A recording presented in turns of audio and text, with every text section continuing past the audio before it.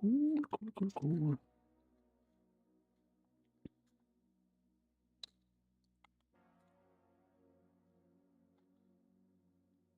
Псаинч! Серега! Hello, hey folks! Здорово! Всем привет! So, today we're getting back to two, potentially three, at least two boards from previous streams. This one, 1080 Ti, which we tried to diagnose. I was trying to show you the issue with C1 memory chip. I was able to reproduce the issue. I remembered how I did the test, how I was able to see the error in report, in mats, in mods, whatever. So yeah, I'll try to do it now. Sometimes it's just won't turn on, so yeah, I hope I'll be able to show you this one from the previous stream. Yeah, it's a tricky one. It was like we found out that initially the position for bias switch was in the middle, so we were able to make it work. But as I said before, I wanted to ask the owner, like the service repair shop, Dark Dream. Hello, welcome to the stream. I wanted to ask the service shop which provided this card for repair. What was the issue? What was the original issue with that card? And yep, I'll show you in a minute. It's pretty interesting. I mean, I didn't even try to take off the back plate, so that is part of the problem. Okay, so I would like to probably start with this one because or no, with this one, and you'll find out soon why is that. Okay, so if you remember when I was disassembling the board, I've noticed one thingy which made me think that it's a liquid damage. Let me show you in the microscope. Like, I've seen this and I thought, oh, probably that's liquid damage or something like that. Some kind of stuff here. And that's actually probably an issue. Like the owner said that it was a liquid damage from shampoo. I don't know how, but still. And when I was trying to test this board in my test bench, like it was working, it was fine, but after some few minutes on 4mark, it just showed me the green screen, and that's it. And it stopped working. Like I can reboot the computer, it will work, but still, there is some kind of issue potentially on the back side of this board, some kind of liquid damage maybe. Can you increase VRAM?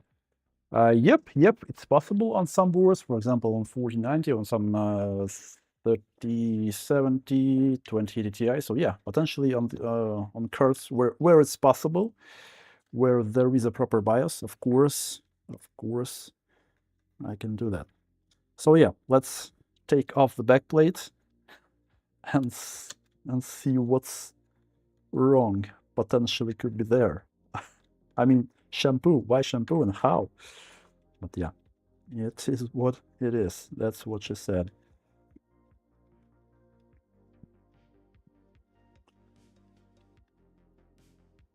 That's why I want to take this card first, because most probably we will have to put it into the cleaning solution for some, I don't know, half an hour to clean it maybe. But yeah, let's see what's there on the back side of the board.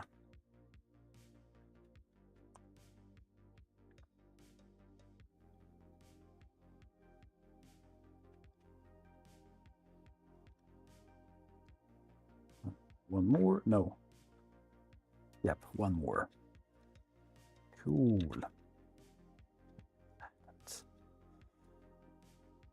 Here goes the bracket. What else? What else? Thermal pads. Probably.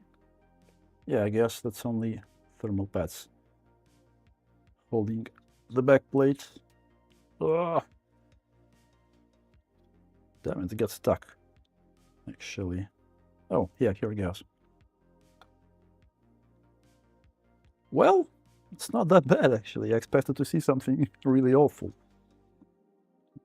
Let's see.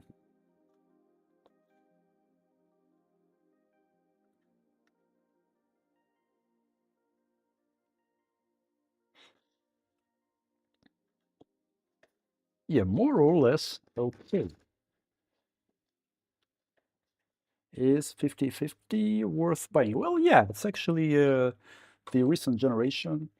All the frame GAN stuff and DLSS in general, 50 series were improved significantly. So yeah, low budget. It's better than, for example, if you compare directly the performance with older generation, you can probably find that some 20, I don't know, 70, 2080 will be the same kind of level.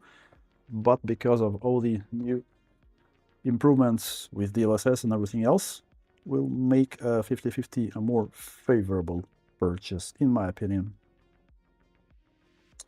Okay. I cannot see any, like, obvious... Oh, maybe something is here. Yeah, let's take a microscope and let's take a look. Let's take a closer look.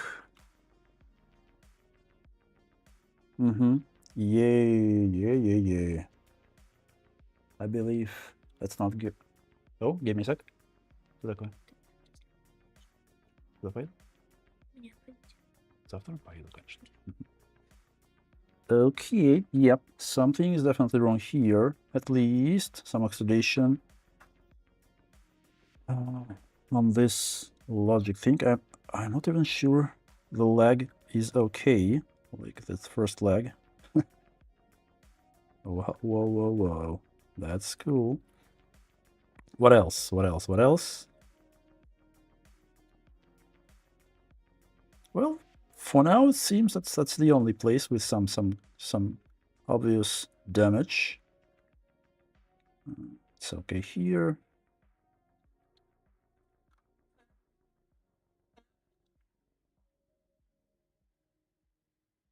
Yeah, that's a silly, like, oil from silicon thermal pads. That's fine. It will go away. But other than that, yeah, looks good. I think that's the only place we should check. Some cap, some diode. Oh no, that's a resistor. Okay. And this one, yeah, it seems there is no lag at all in this place. Some piece of lag here.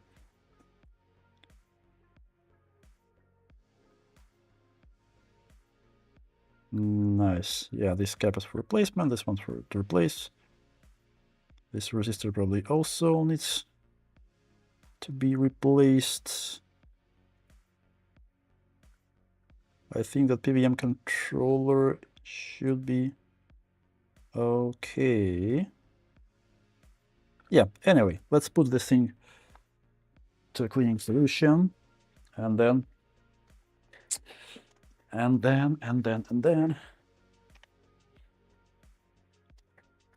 will it fit? Yeah, it fits nice. Cool.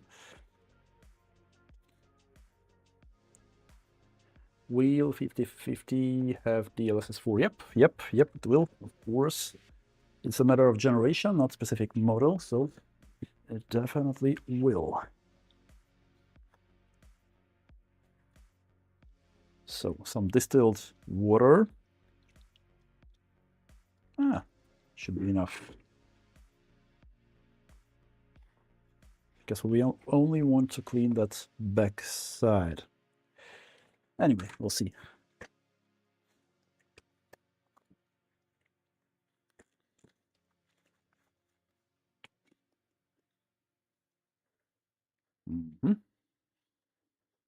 Just a tiny bit of this thingy. Yeah, think it's enough.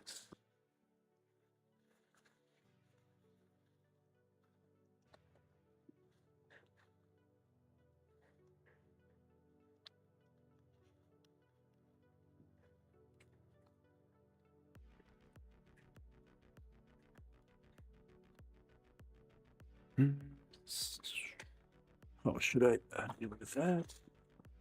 Take a brush, probably. Привет, привет, привет, Кверт. Дистиллированная вода и средство для УЗ ванн просто положу отмочить. То есть УЗ не буду по факту применять, просто отмочить окислы.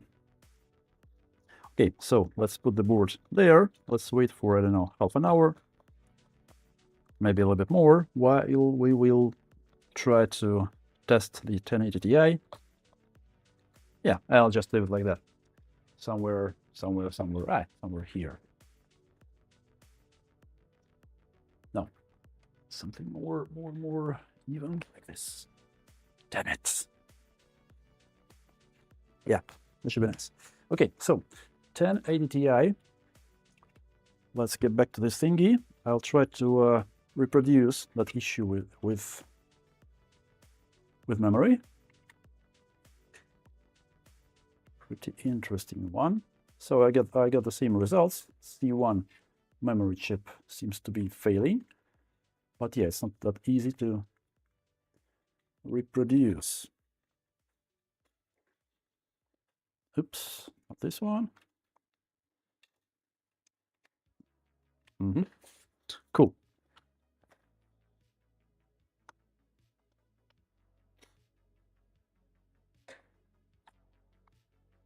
I hope we will have a picture. When it's warm, when the board is warm, I cannot turn it on anymore, so I need to deal with that while it's cold. Okay. I'll take off the gloves. Working with the keyboard while the gloves are on is a pain in the arse. Okay. There's one more small issue. So previously, if you remember, we were trying to run the test and it just hangs. The first run of maths was successful. There will be no errors, like it will be completely fine. But when we try to run mods with test 94, the test for frame buffer, let's see. Oh no, something is wrong. Oh, test of course.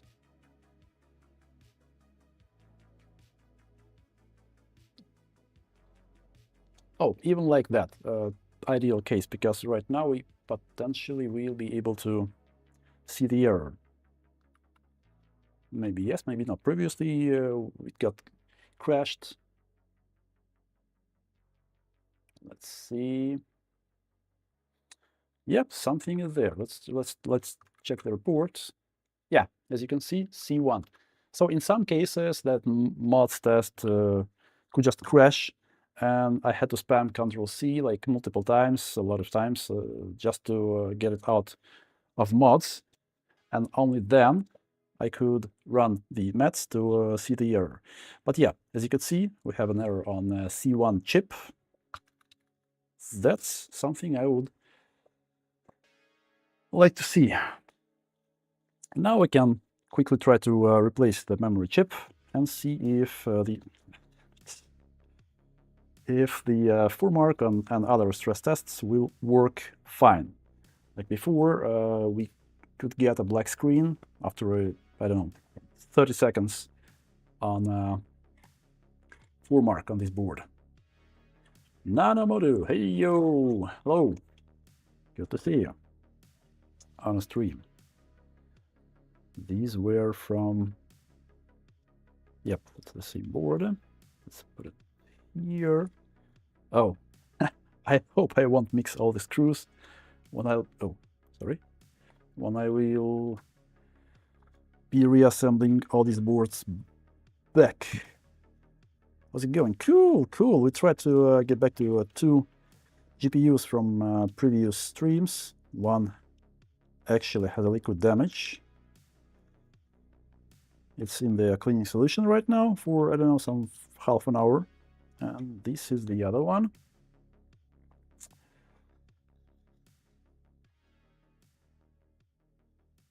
Originally, I was fixing what was, yeah, I remember. It was a cooling fan, which was not working properly. It was touching the wire or the cable.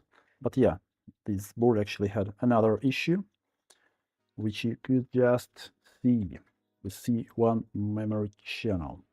Yeah, these stickers are a little bit pain in the ass to remove. Can't remember actually, was I using the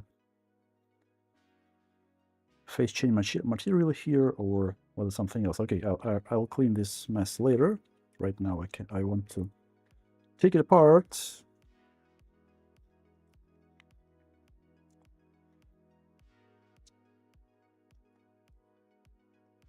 So hot, right? What do you mean? Hot outside or on a stream?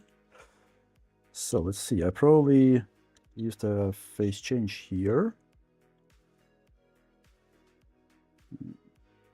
Yep, it seems that there is a phase change. Let's heat it up a bit. 120 probably should be just enough. Let's heat it up a little bit and try to take it off. Well, hot inside and outside. It depends. I mean, here on Latvia, I cannot confirm that it's hot outside.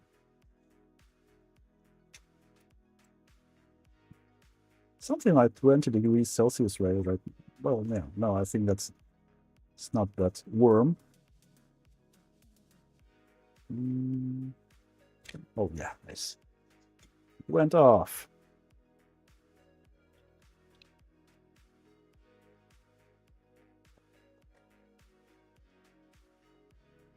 Babs, hey man, how are you?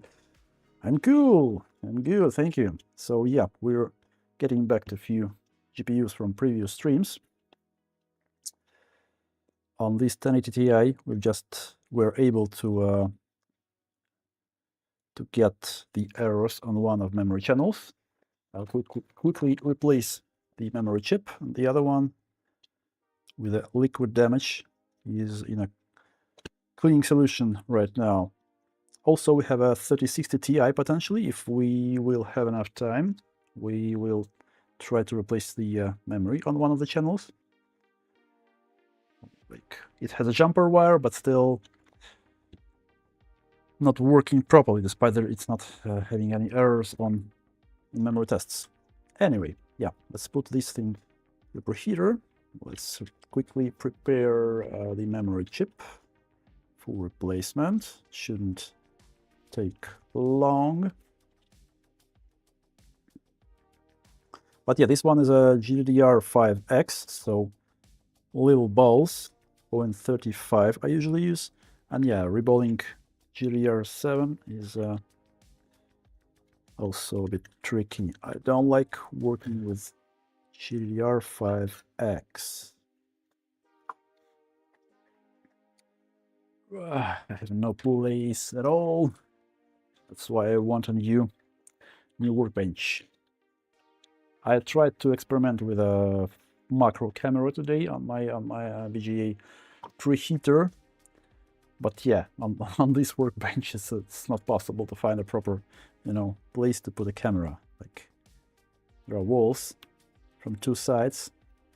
From the front side, it's me who's working with the preheater, and yeah, on the right side there is a microscope and everything. So yeah, soon I'll get a new workbench. I hope I'll be able to put a proper macro camera to see the entire VGA process. Should look pretty cool.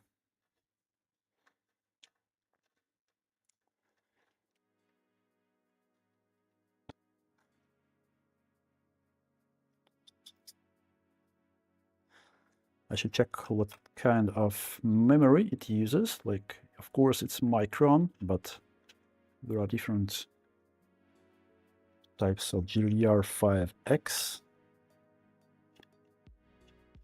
So yeah, let's check.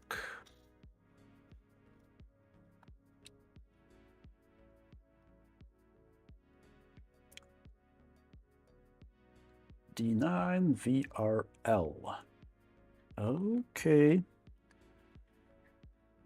It goes to preheater. I'll set a temperature here, as always.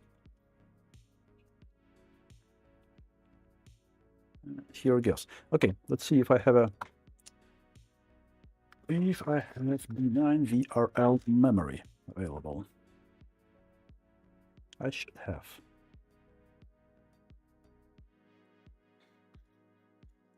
This is the box with a GDDR5X.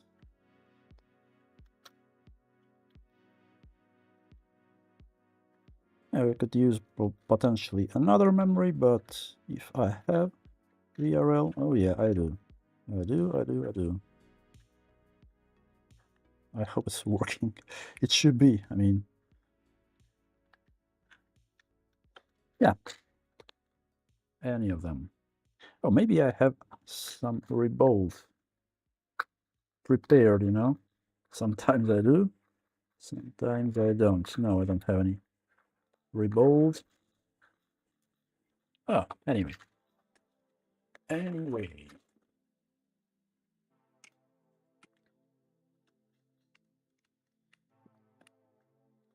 PCB holder. Do you mean these stands? So, is it the GDR7? Damn, it's all dirty. I can't remember what was the last time when I used this stencil. It was pretty long ago. I have to clean it up properly.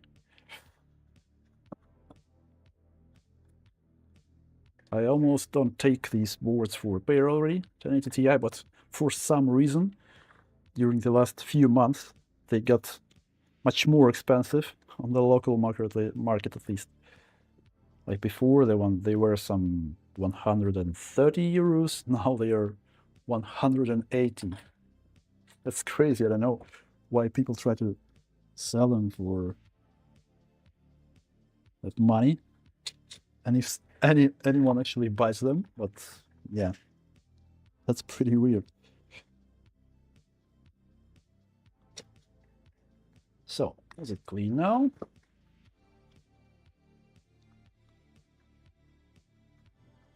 I guess.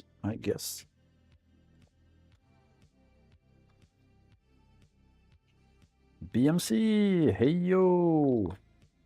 How are you, my friend?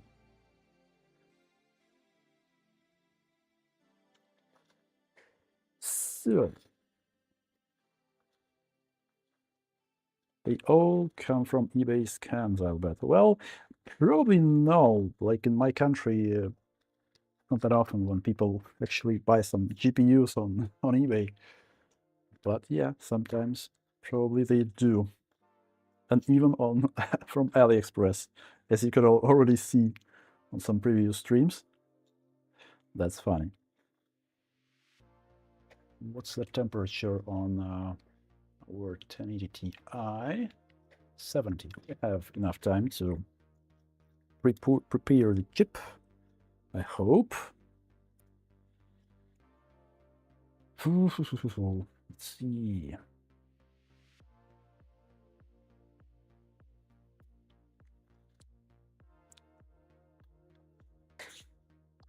Yeah, it'll be dirty. I'll probably clean it once again. Should I? Should I tin it? Yeah, I'll probably tin it once again with a leaded solder because it's not clean enough up to me at least. Victor Mures, hey, hello. Good to see you on the stream. Just got home from the summer house. Looking forward for tomorrow. Yeah. Some bike adventures we have tomorrow with BMC and also another guy, ex-colleague. Like, it's me who is ex-colleague for them. They're still colleagues. Yeah, let's see. Yo, I want another cartridge. 350 on my soldering iron. Let's quickly tin it with a leaded solder, and then we'll clean it with a wick. Wick.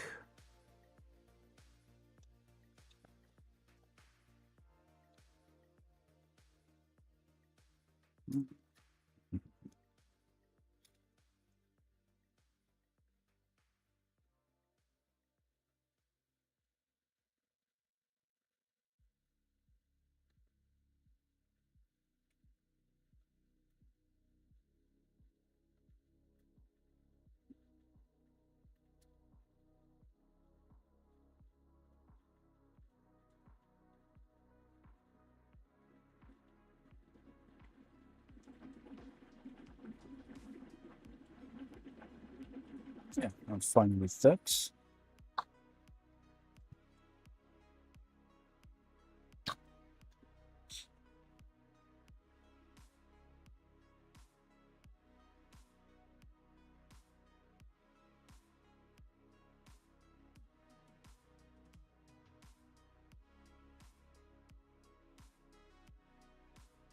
Yeah, should be good. Should be good. And yeah, I really hope that the issue with the memory chip, not with the core, at least we know how to quickly reproduce it. Now let's add a little bit more flux and wickets.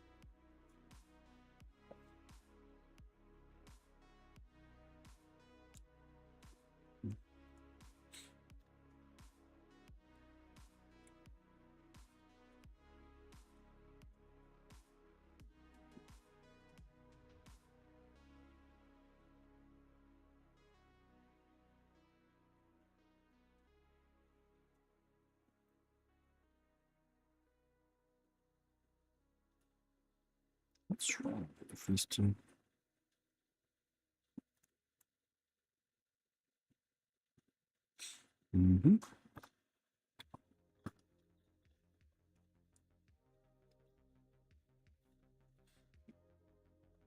Welcome from Romania. Oh, thanks. Latvia crime rate is almost one half of American future with a spare room. Oh yeah, I do. My garage, probably. Will it fit? Does it work for you, Babs? Damn. What's wrong with the book? Or maybe should I raise the temperature a little bit? Yeah, whatever. We were just rebuilding, so no need to make it perfectly clean.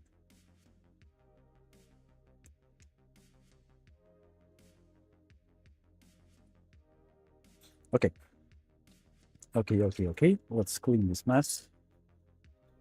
I'm running out of Q-tips. But whatever.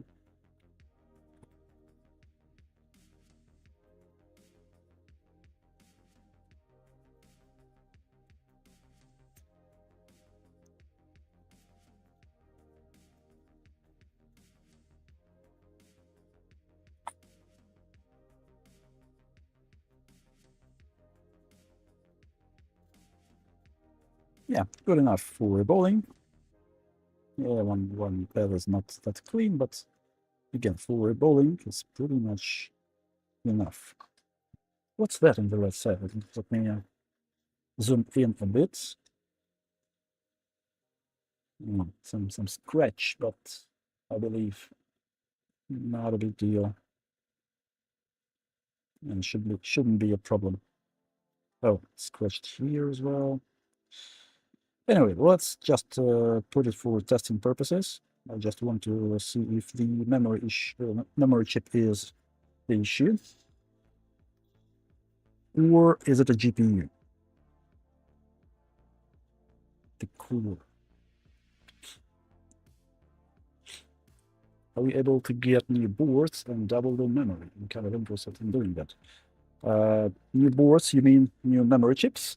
Yep. I can get them. So yeah, feel free to mail me. My mail should be in the channel description, probably. Oh, these stretches are okay. Oh, damn it. Okay, so let's reball this thingy. Where are small balls? No, they're too big. Oh, and 35. Yep, here we are.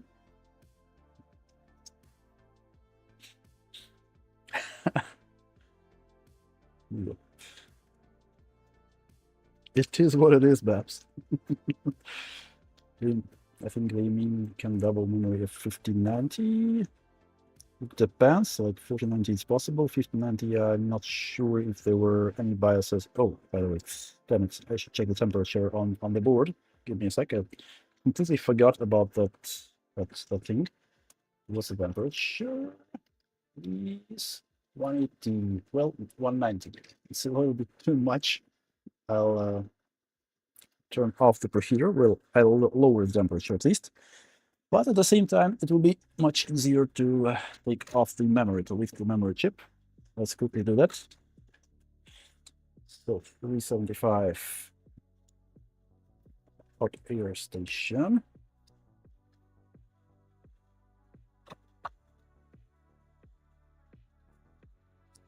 Okay, so A0, A1 to 0, B1 to 0, C1. So that's our guy.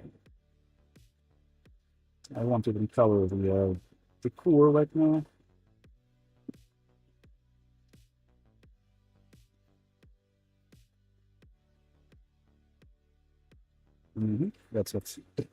Let's clean the pads. We could have actually just swapped two memory chips, but whatever. Let's replace. Let's test the thing and yeah. Oh my! Big time. Oh.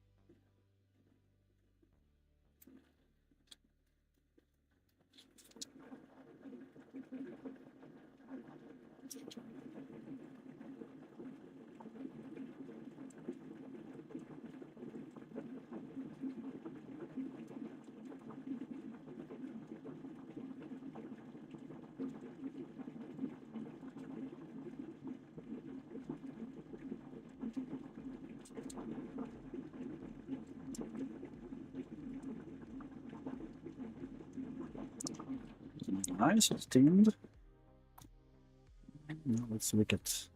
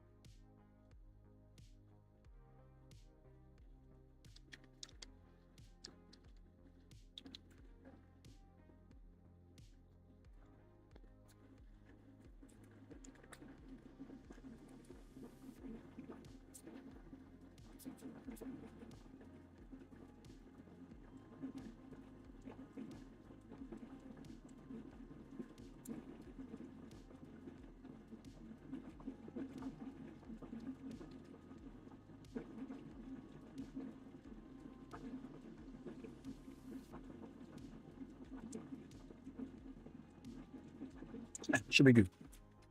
Now let's clean all the leftovers from the flux. Put the rolls in. Good.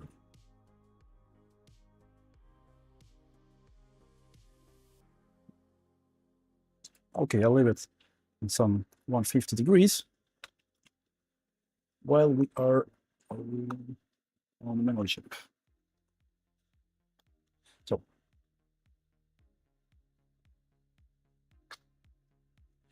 Breeze hello, hello, hello, hello. How are you? Good to see you. If you add more RAM, won't need some bits shifting in the BIOS to adjust RAM to be recognized. Well, it depends on the on the BIOS itself. If there was a BIOS with an increased memory size, then you can do it. Like it's just move the strap. You find the proper strap because there is a table of memory settings in every BIOS, like for each type of memory. If there was a BIOS with settings for like 48 gigs, for example, or more, then you can do the same. You can flash the BIOS. You can change the straps to select that memory configuration on the board, and it will work. But if there was no BIOS for the board with higher memory size, then sorry, it's not possible. It's not just about moving straps to achieve some configuration. It's just about selecting the specific record in a table of available configurations in that BIOS.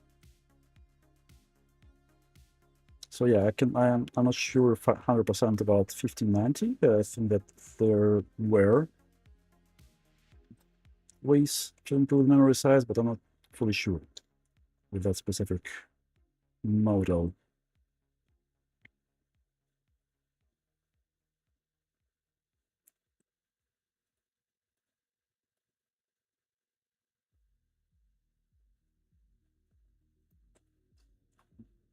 Yeah, usually if you just have a unknown board with unknown memory error, the quickest probably way to check if it's the core or the memory is just to swap two chips in places and see if the error moves with the chip.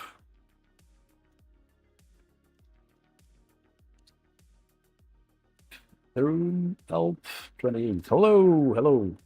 In Saudi Arabia. Oh, I have card to fix. Can you help me? Well, if you can send it in, because I'm in Europe, Latvia, if the postage is not too high, then yeah, feel free, of course. There is my email in channel description, I believe.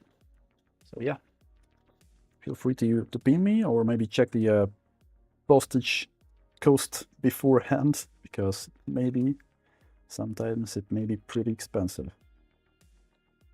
Just send it in from outside of Europe, I mean. Okay, so let's put the stencil on. Let's try to put some balls. Like the stencil is for bigger balls for 0.45, but I still use 0.35 for this memory type because, oh, I see it's dirty. Because like the original balls are definitely not 0.45, maybe it's 0.4, I'm not sure, I never tried to measure, but they're definitely smaller than 0.45. So I just came up with using 0.35 and it works like a charm, like always. Why is it so dirty? That's weird. Anyway,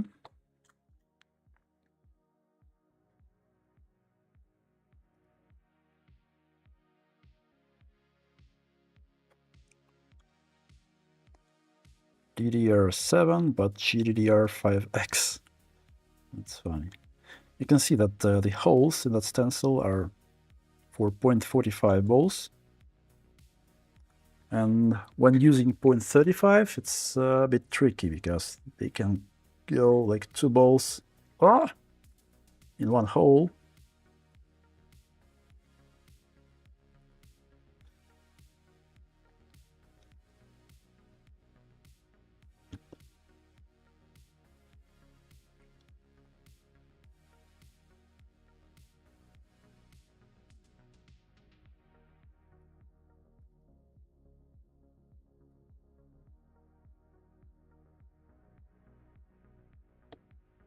Cool.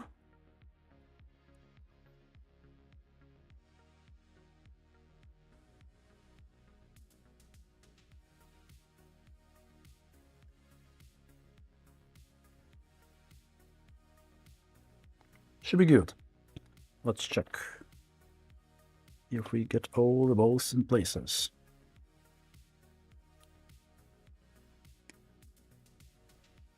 More or less. More or less.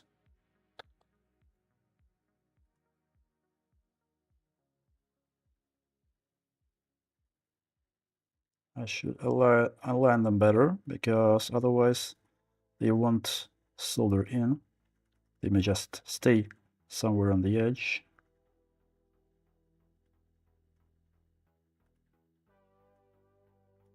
Cool, let's try. Let's try 320 hot air.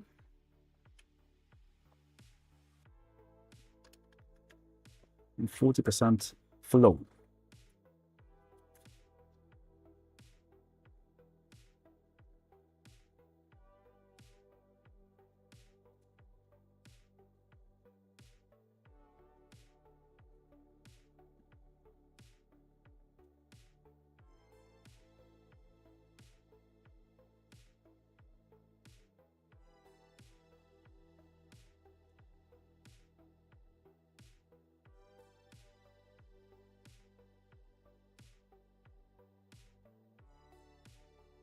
Yep, nice, perfect. Cool.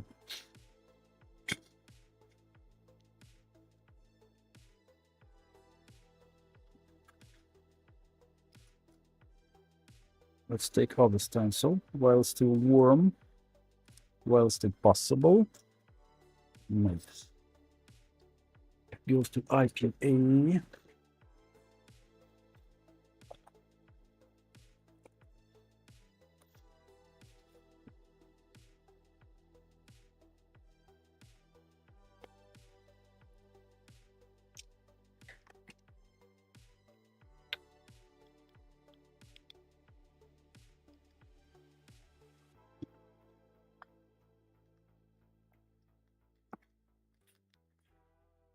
Now let's quickly clean the memory chip while it's warm. It probably still is, I hope so.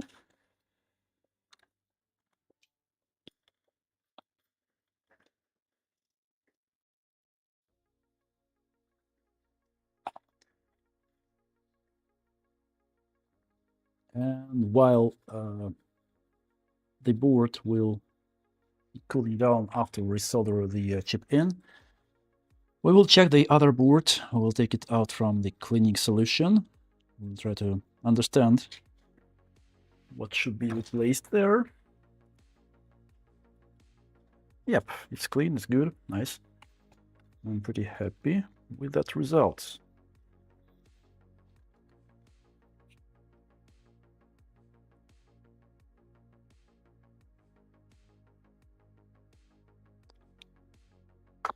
I'll raise the temperature again on preheater.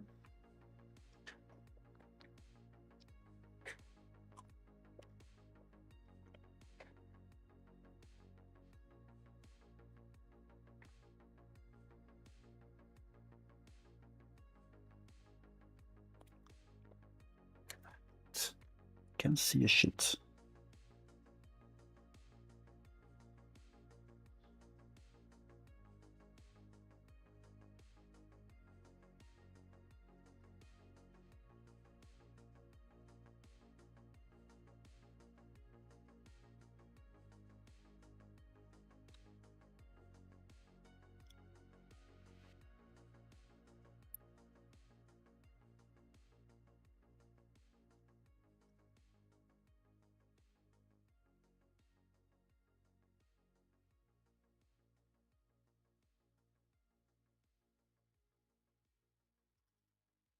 That's good.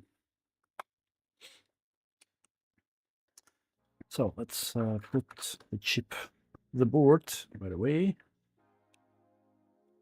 So pin one here. Okay.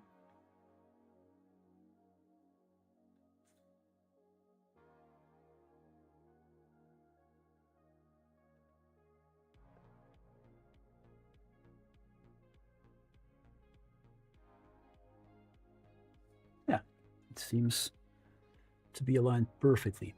Cool. Let's wait a bit. That heats up. What's the temperature there? 120. Yeah, it will be hot pretty soon.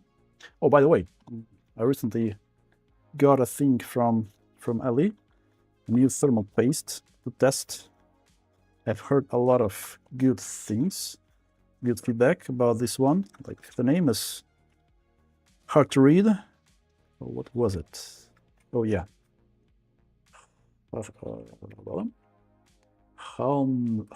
Helmsy. I don't know. I don't know how to read this thing.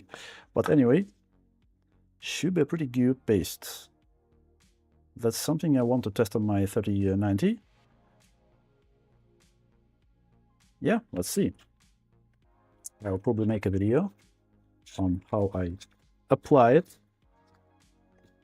how this looks like right after the application. And yeah, as usual, after 2 months, probably I'll take it apart to see what is with the footprints. BHR Flux. Oh, yeah, but I actually wanted to get one of his fluxes. I've ordered from eBay, but yeah, at the end he refunded because there were some issues with postages. He either wasn't able to send them to Latvia or they returned. I couldn't actually understand what specifically was wrong there with my order, but yeah, unfortunately, I'll maybe give it a shot with his own website, not eBay. He said that it will be easier for him to ship in that case, but yeah, I'll try to get at least one of them. Did you order the one with glycerin or without, like Whiskey Tango, or what was the other one? Array? Can't remember. Because if I'm not mistaken, Whiskey Tango was the one with glycerin, so it should be cleaned properly. Otherwise, you may get issues over time. Okay, so let's see the temperature on the preheater. How is it going? 150. Pretty much enough to solder down the chip. So I'll turn on the fume extraction and let's go. Yeah, I'll do it with 375 again, just to do it quickly.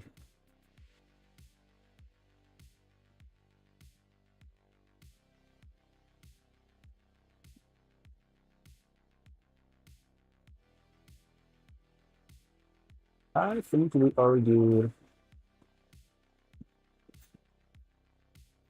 Yep, that's it. These things.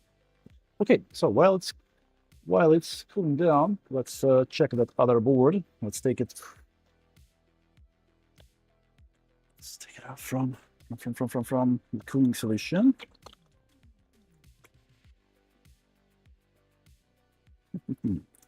A little bit of shampoo.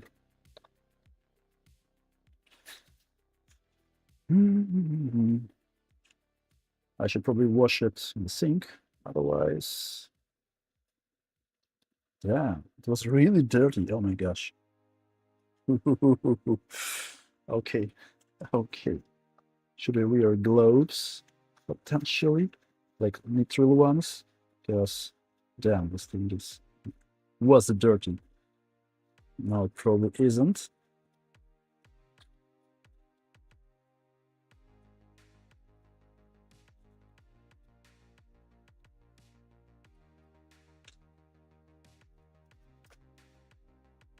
But yeah, I won't probably clean it very thoroughly.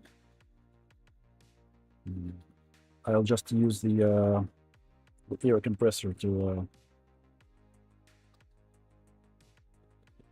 push all the liquid from underneath the BGA chips. Oh, I forgot about the thermal pad. Whatever. It needs replacement anyway. It's crap. So yeah, I just want to check what should we restore there, replace, and then we will clean it with IPA. this same thingy. Cool. Damn, I should wash my hand after that cleaning solution. Otherwise, I hope it won't dissolve.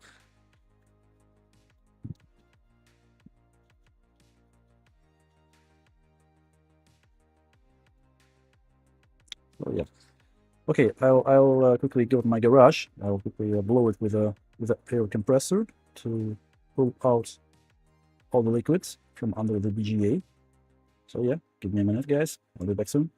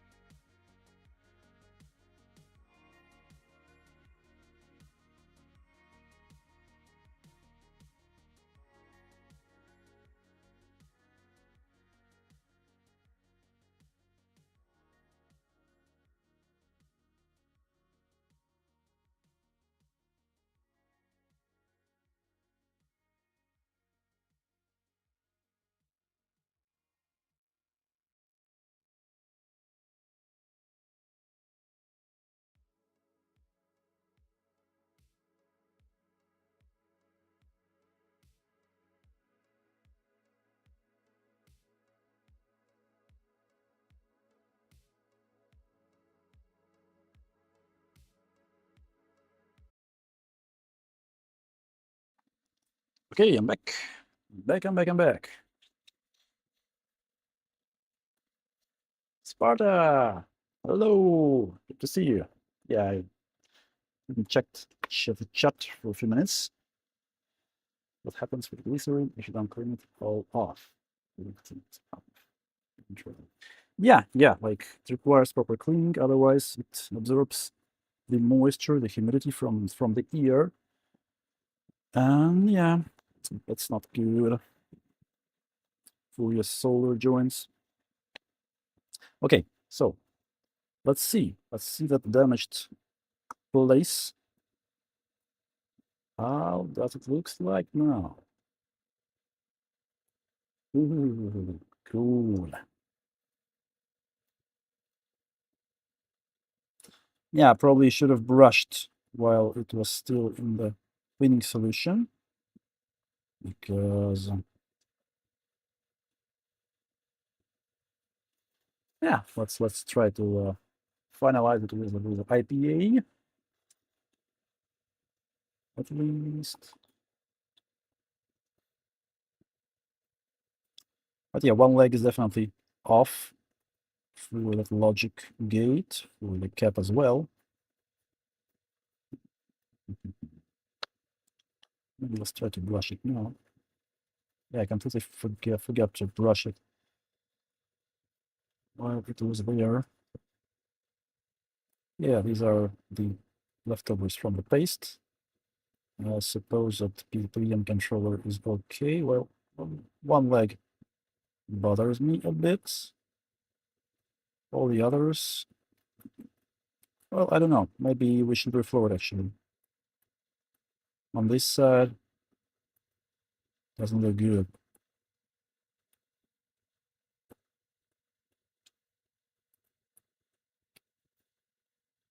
So yeah, two legs completely missing here. And this one on this side, one on this side.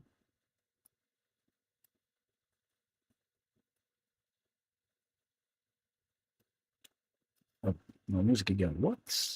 What? What?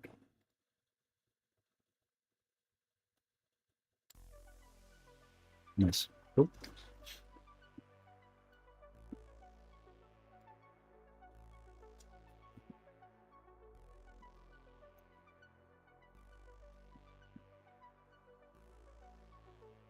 So it was 1600 XT. I believe there should be some board views to find out what are these components. This is some kind of logic gate. Oh, maybe two legs are gone there on this side. I'm not sure about this middle one because it moves. Or maybe it's okay.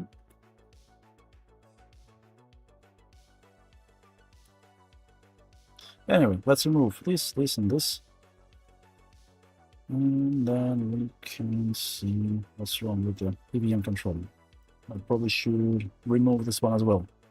Yeah, everything else looks good. Looks good. Oh, but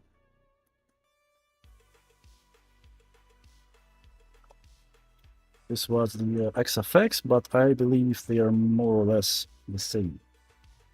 Let's see if I had a proper overview file.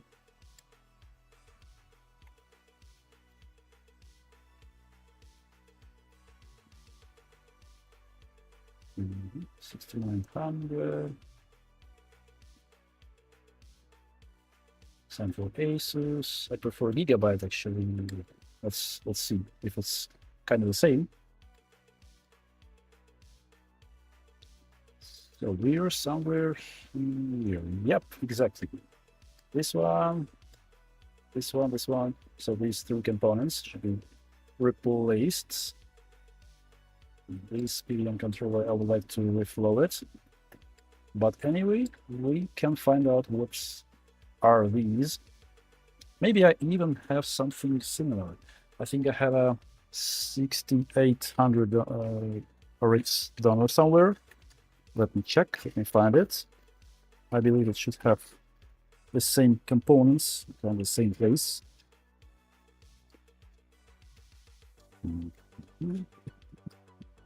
Oh yeah, here it is. Like, looks different. Damn it. I was hoping to find anything.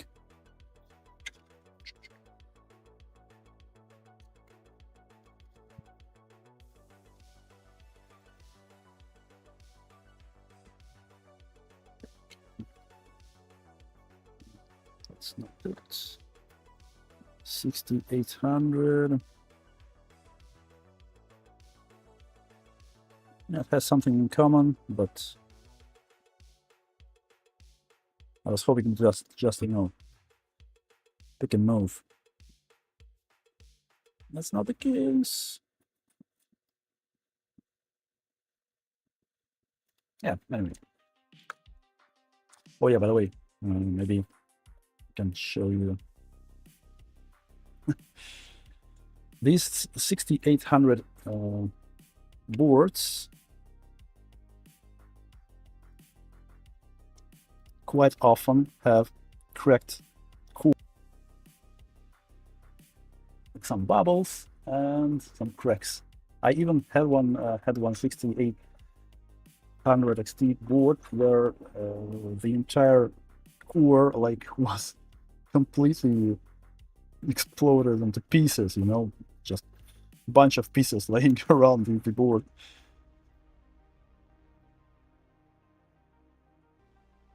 Yeah, I don't know. That's some kind of frequent thing with these boards, unfortunately. So what is this logic gate?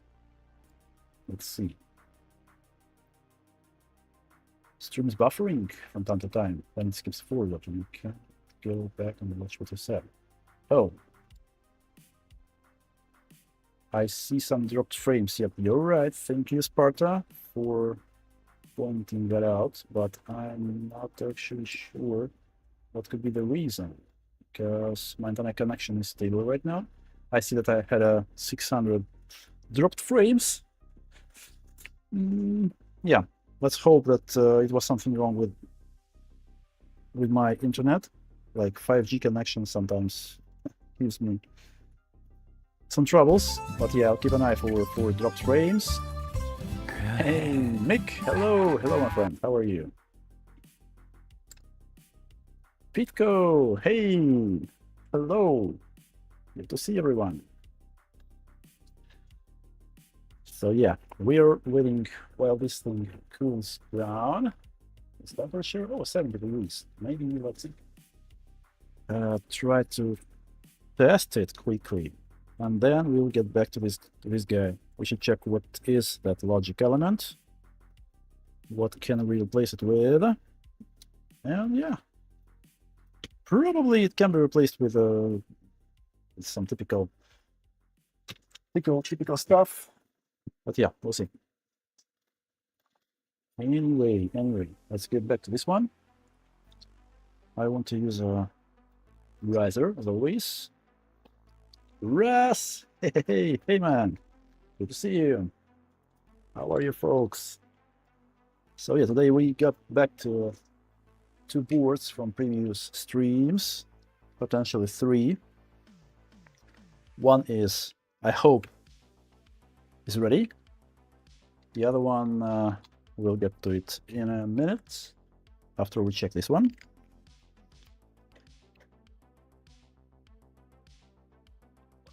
Too much of a paste, come on. Anyway.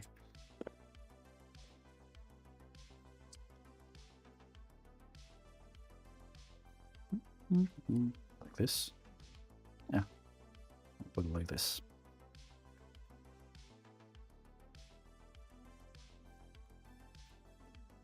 Welcome to dinner. Gonna cook this GPU tonight. Oh yeah.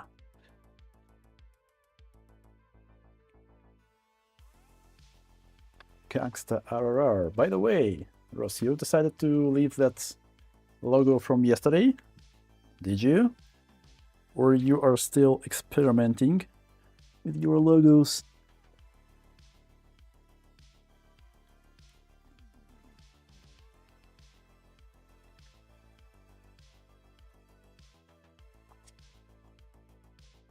No one is following anyone.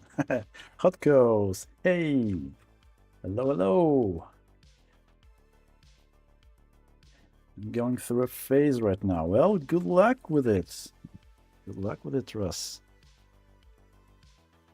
I actually think you are pretty cool.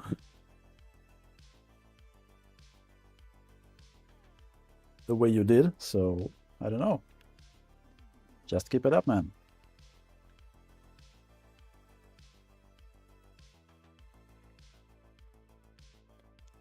Okay, guys, so let's try to power on this thingy. I really hope we will get a picture.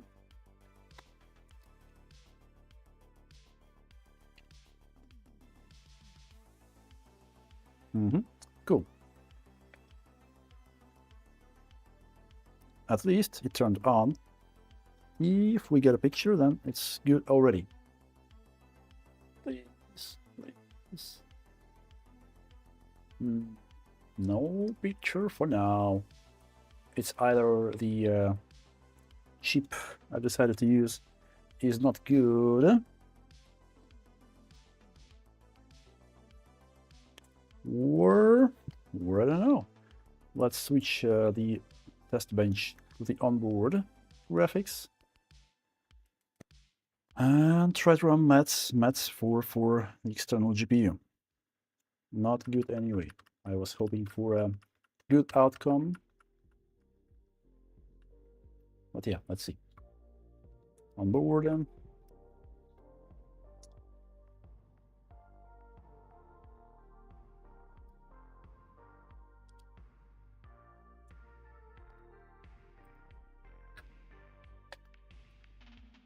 talking about, guys?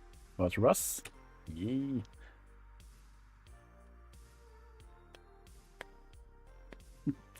Okay, so right now we are on the onboard graphics. Let's try to run maths for this as a secondary board. Potentially we will get errors on C1. Okay, if we will get errors on C1, then I can just move one chip from, I don't know, from C0, for example, to C1 to see if it changes anything. Let's see.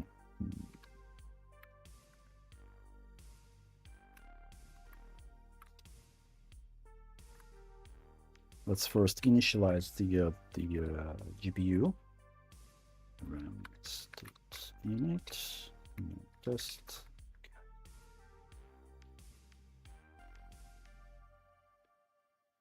What? Okay. Now let's run. Whatever. I should have just started from scratch. Okay. Let's run maths. And yeah, potentially we'll see errors on C1 again.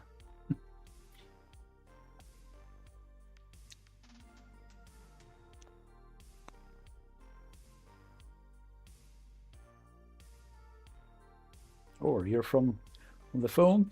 Russ. Got it, got it.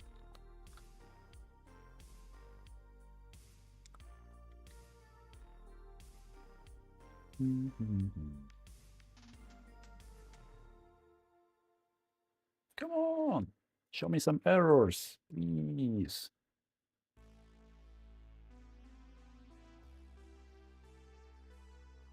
Autocorrect makes me smart. Does anyone still use autocorrection? Or just, you know, these suggestions, word suggestions, as you can see on iPhone? Because I think that they don't use autocorrection anymore. Like, as you type, you just can select some suggested word. Damn, that silicon thing on this board is still there. Why does test take so long? I should have probably used the other version, 367.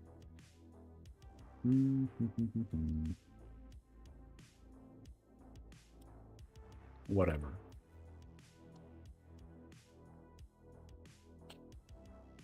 Guys, what are you talking about? Some private stuff? Come on.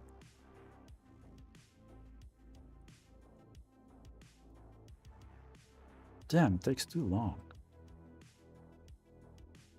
Should I stop it and just go to the proper version?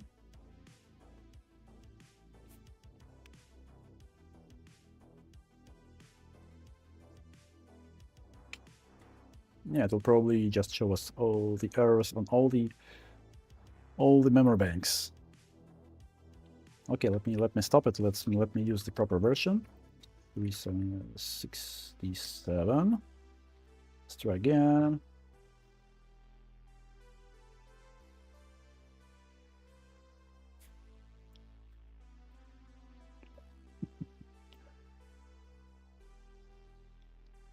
Is it cooked? Well, it seems that we'll still have errors on C1 memory channel, like the official one, because before we could only see it after some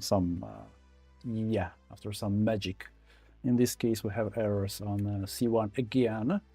It means not all the bits, by the way. So I don't know. It could be just non-working memory chip, because I believe I do have these chips working.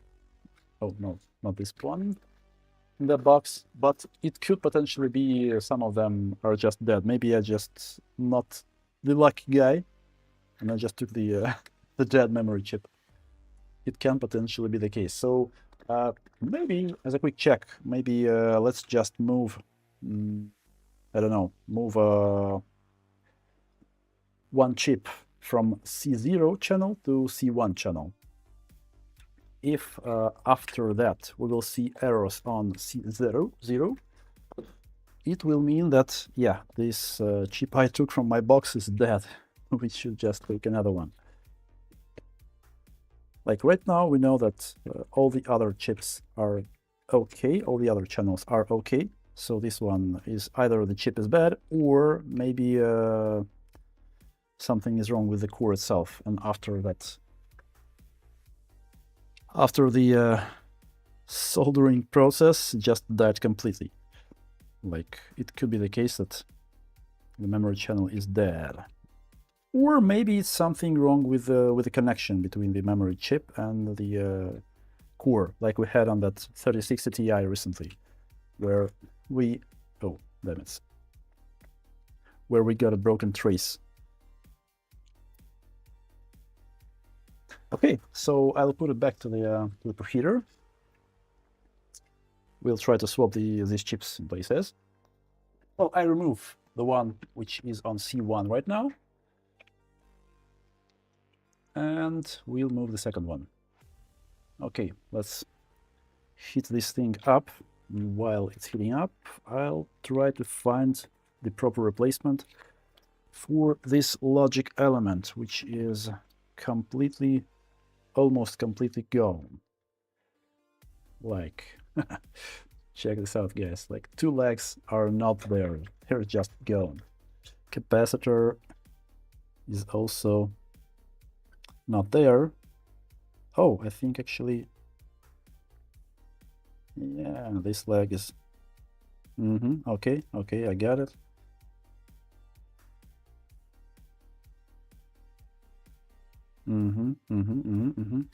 Cool.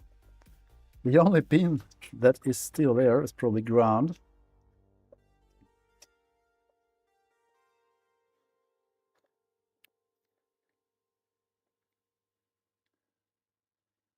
Let me catch up with the chat, guys. You're talking a lot today. My daughter struggles and spells words as they sound. Oh yeah, by the way, I do the same sometimes.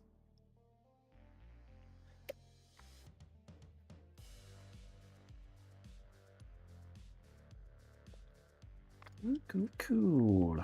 So let's add some leaded solder. Let's use it to remove this one,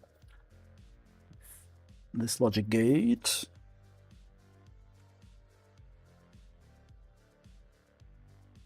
Nice.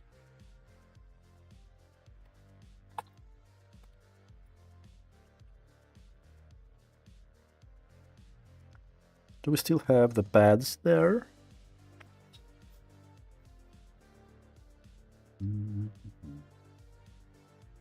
Oh, it's still there. Really? Or no?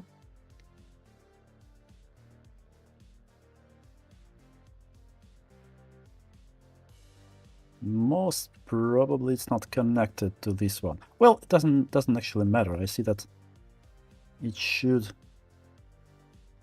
go from here to here and here as well. We can just use some jumper wire to connect these three together.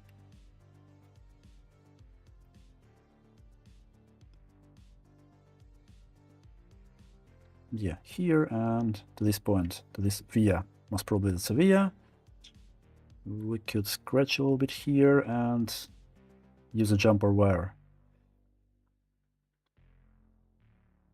This one is probably connected and can be used.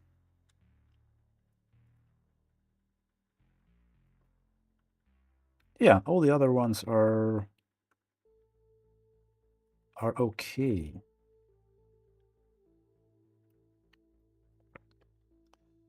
And yeah, I'm not sure about this PWM controller. Yeah, some damage here as well. I can see it already.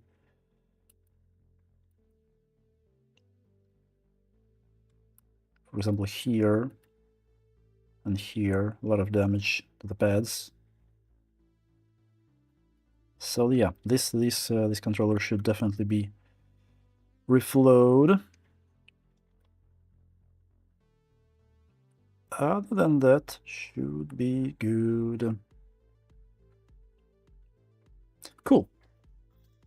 Anyway, we should find a proper replacement. I'm not sure what kind of logic gate it is. It was. We should check the board view. Let's try. It has a model here, but I want to see it on the schematic. Schematic U506. So this one was 10 nanofarads, I suppose. This one is 10K. Yeah, I have a lot of them. About this one, I'm not sure. U506. Let's see. U506.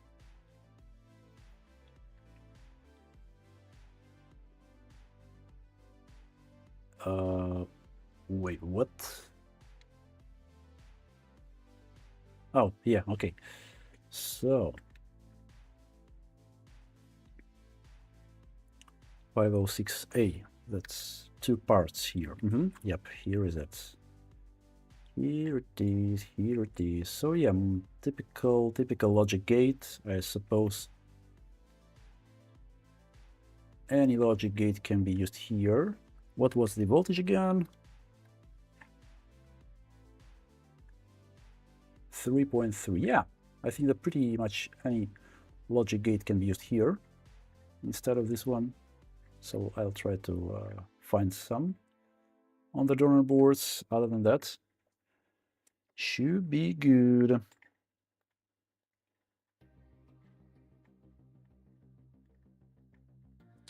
Okay, I'll quickly check the temperature on 1080 Ti.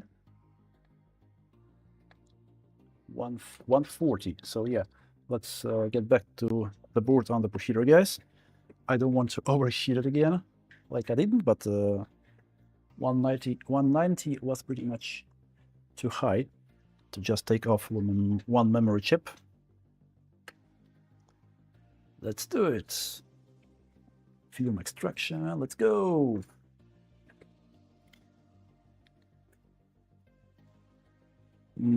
Well, wait. Now I want to take off one of the existing chips, like with a lead-free solder. Maybe, oh, 150 in this area. Okay, I think it's enough. It's just enough. Cool.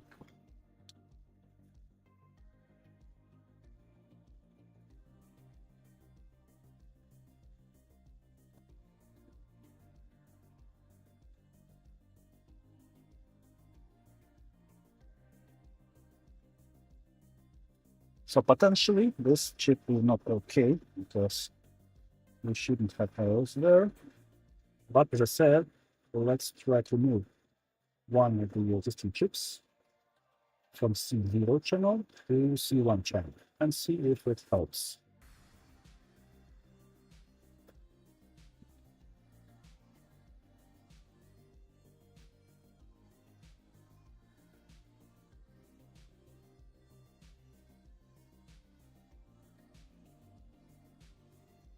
Okay. Let's clean all the pads.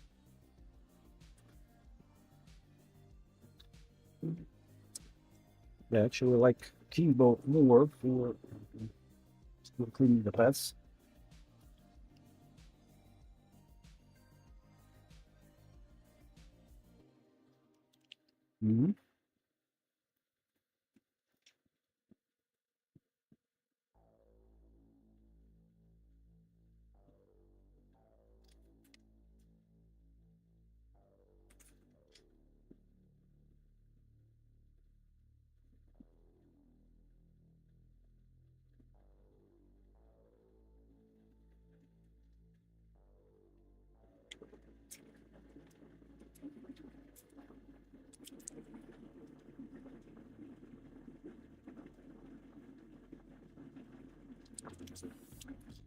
Okay, let's add some lattice solder.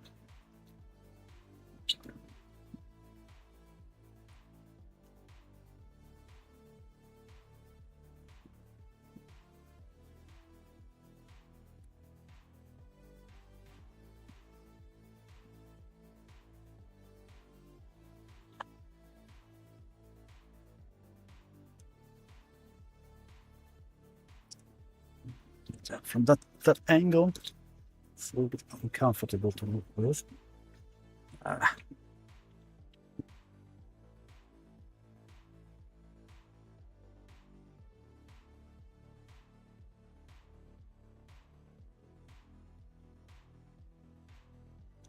Should be okay.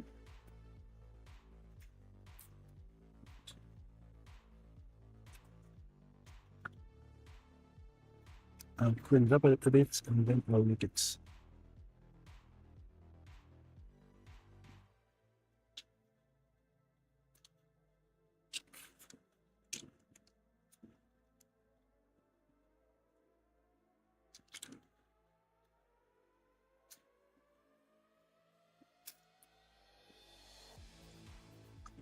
You know what? I actually want to use another cartridge. And use the bevel one.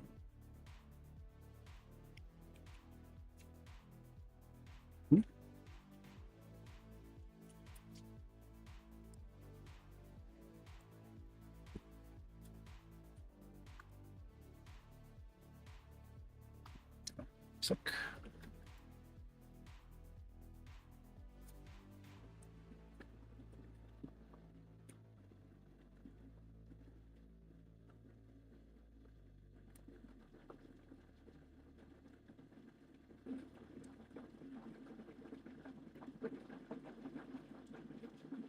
Yeah, with bevel it's a little bit more convenient to clean the pads. But this was a GTX 5X, so they are smaller. With that big GVC tip, it's a little bit tricky, kind of a stretch. With this one, works good.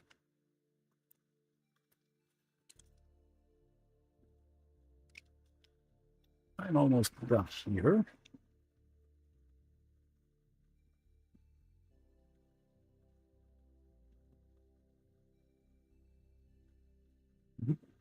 Yep, it's clean. Good. Now, I'll leave it be while I'm preparing. Oh, wait a second. We should clean the other place first.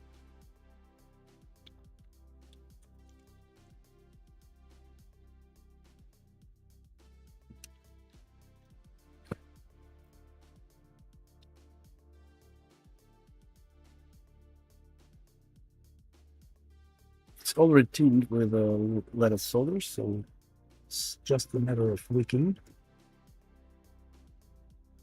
Let's quickly wick. We are done here.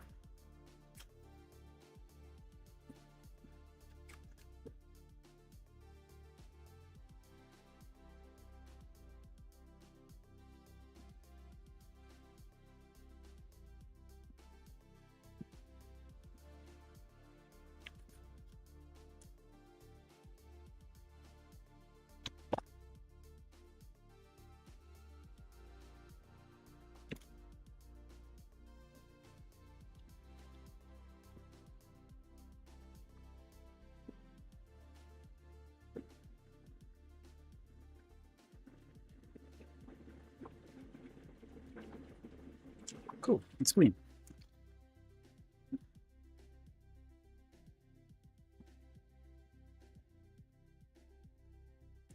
Now let's quickly reball the memory chip and put it to the right channel.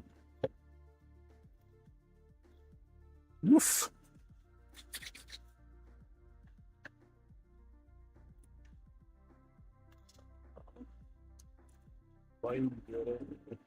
One. Hello, good to see you. Sorry, I won't be able to read your nickname. It's a little tricky for me. But yeah, so this one was the from C1 channel, the original one. And this one was from C0, which we're gonna move to in the place of C and see if the memory will move from C1 to C0, then we will know for sure that the memory chip I got from that box is faulty. Well, it happens, it happens. Happens sometimes.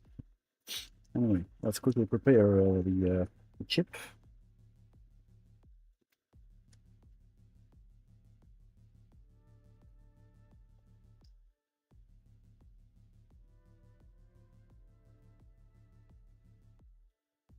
Mm. Good. Flux. Flux, come on. Yes, here you are. Where are my tweezers?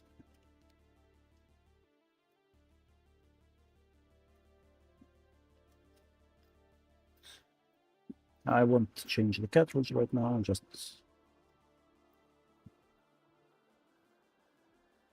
work with this one to the cooker.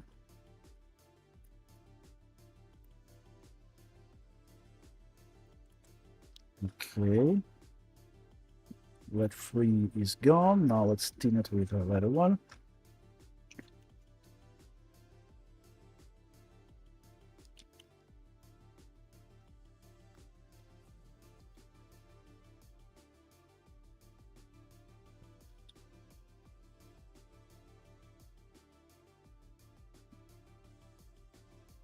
Oh, the temperature is too high. Give me a sec. 350. Yep, 350 is good enough.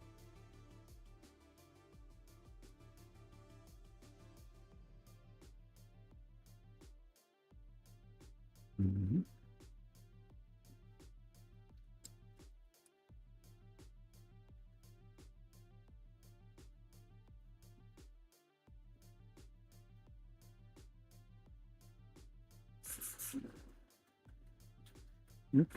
Mm-hmm. Okay, so let's wake it.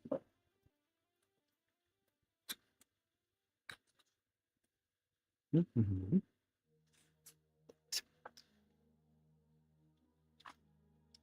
It's too dirty. I want to clean off that this with the leftovers, otherwise it's too dirty to work here.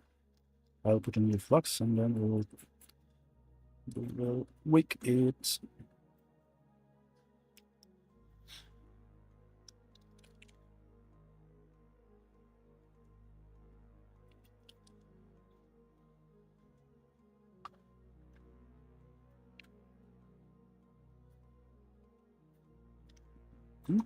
I'll cut off the wick. Oh, by the way, I see no new dropped frames, so I hope the stream is not freezing anymore. Yeah, I suppose it was something wrong with my internet connection. With 5G, sometimes it happens.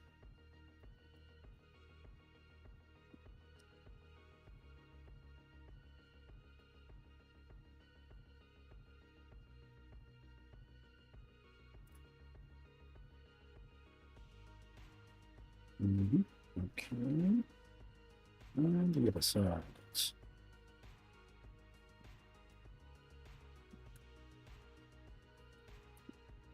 Wait, what's wrong with this pad?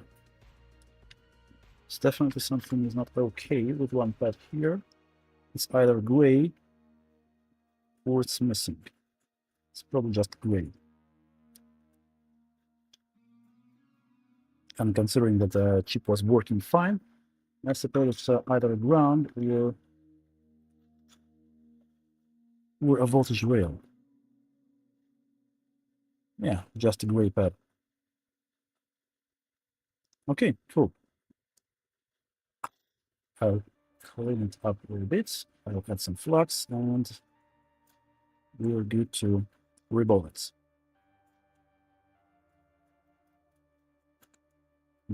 Yes.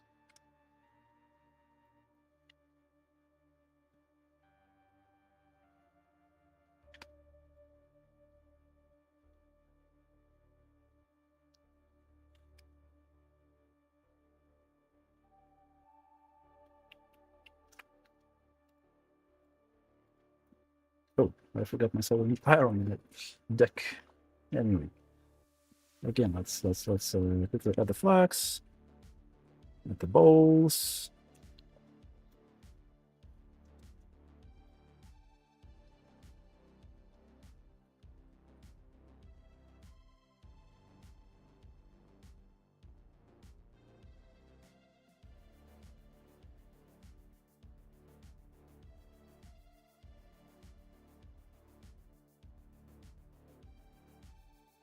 Mm-hmm.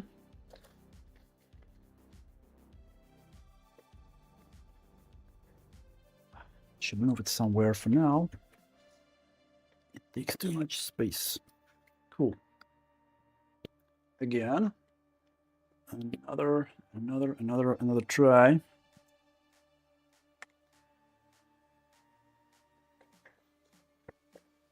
Ah, damn it. These graphics cards are everywhere. I have no place to put anything. So here we are, 5x stencil. Here you are.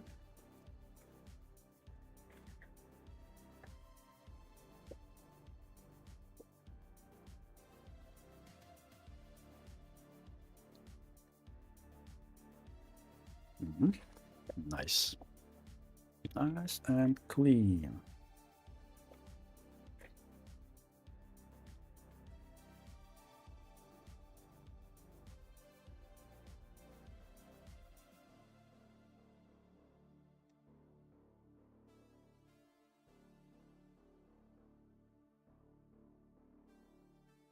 Perfect. Perfectly aligned. Well, damn it. Almost perfectly. Come on. Yeah, I think we're good.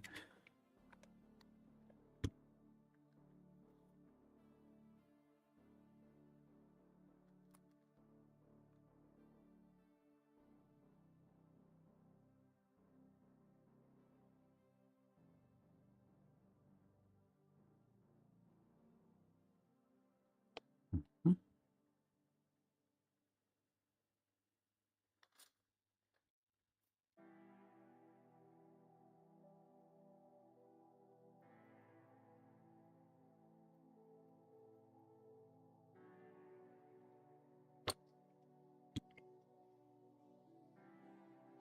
Okay, let's check the balls. If everything is in place, they may not stick. Not 4.35, which I use for 5x memory. So a little bit of manual work, manual alignment, just to be sure that everything is as it should be.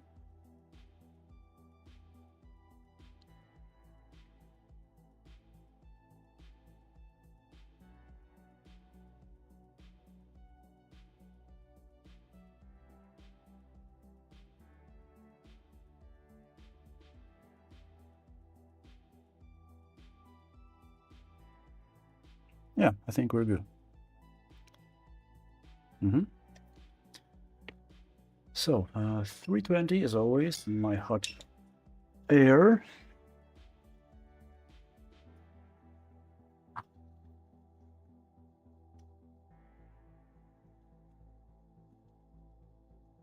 Oh, I get some dropped frames again. Let's see, damn it. I mean, probably there's nothing I can do about that, guys. Sorry, because my internet's maybe laggy sometimes. But these occasions are pretty rare. Well, seems today is the day.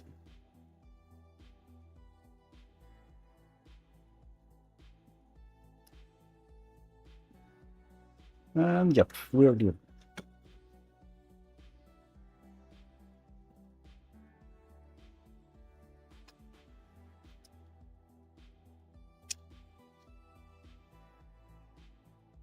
Ah, wait, stop it, stop it. Nice. Back to IPA.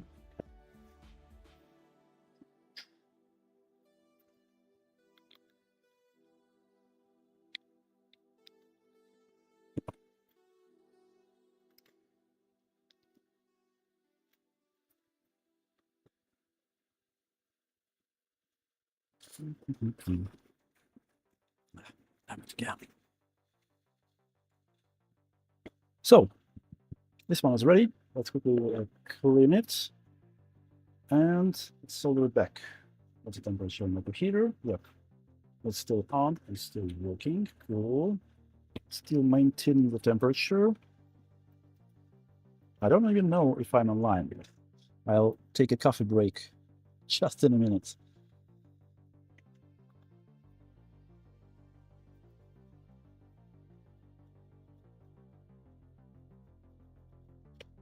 Okay, so it's cool now. Cool. Cool.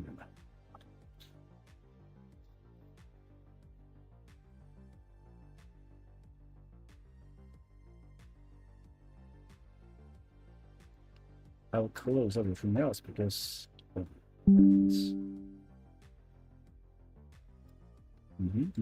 yes.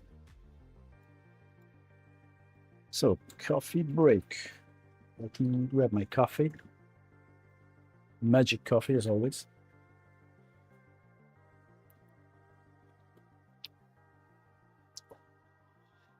Yeah, that is good.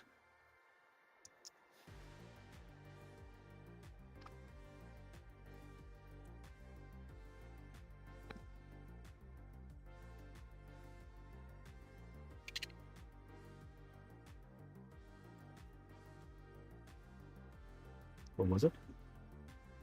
My imagination. Okay. Guys, it's awkward silence in the chat. I'm not even sure that I'm actually online because, as I said, something is wrong probably today with my internet connection. Oh! Ooh, change! Super sticker! It works, but give me a sec. No chat in chat. What was the message? I mean, there was some message, right? Or am I daydreaming? Because I couldn't see it on my chat history. My overlay, I've seen there was a text.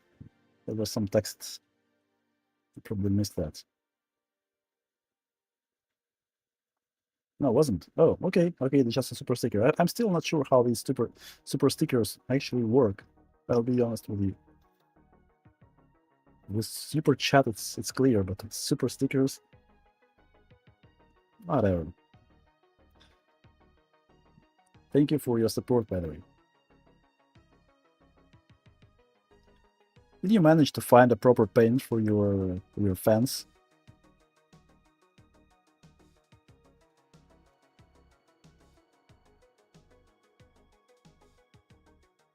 Working on the right project.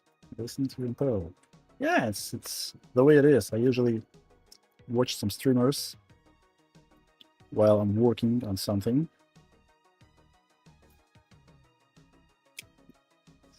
It's good to have a community. Cool. So let me put the memory bank back to the board. Where's that key? Can't see the key. Oh yeah, here it is. Here's the key. Here's pin 1. Should go like this.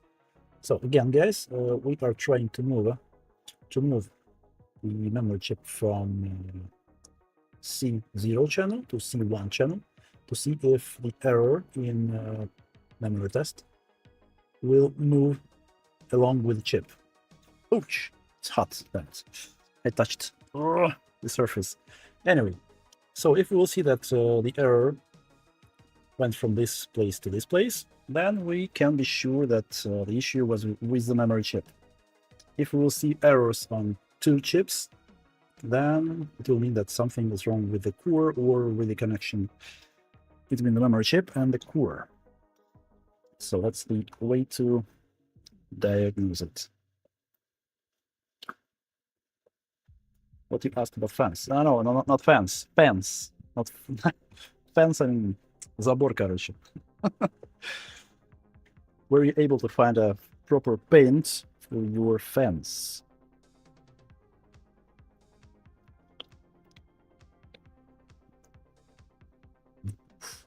Okay, so we were trying to find a a new logic gate as a replacement for this one.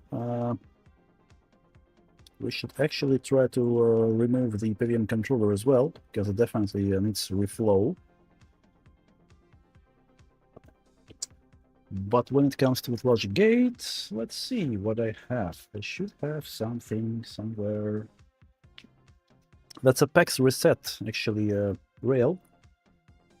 PAX reset signal. We usually have the same kind of logic gate there, so maybe I'll just grab some any kind of board and use a logic gate from the donor board. What about this one? This one. I'm almost sure that this 5-leg thingy here is the same kind of logic gates. Let me see if I have a proper board view or schematics for this thingy. Should be a 6600 XT, not sure. 6700, I probably don't have. Yeah, remember that with this 6600, I wasn't able to find a board view. Was I? 6700, nope.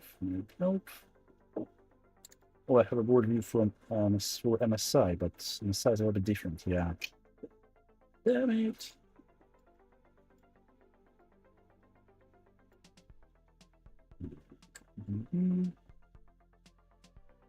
Yep, MSI is a bit different. Let me check the other side.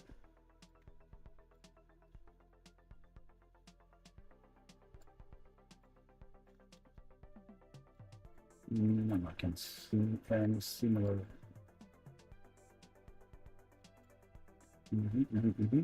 Yep. Let's check the microscope. What it looks like. Again, I'm pretty sure that this is a PCI Express reset logic gate, and it should work the same.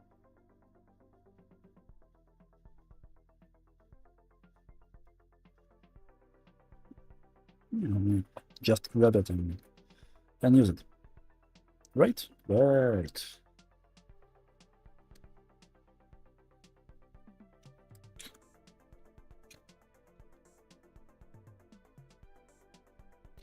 Oh, I didn't set the temperature on my computers.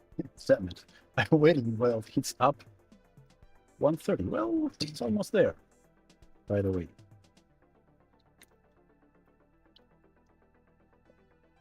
Ah, damn it. Such a pain in the ass. We colored another version of Viva Paints.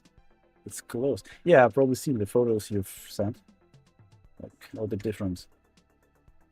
Rebelos, hello! GTX 970. 1M errors on the VRAM. Is a VRAM problem.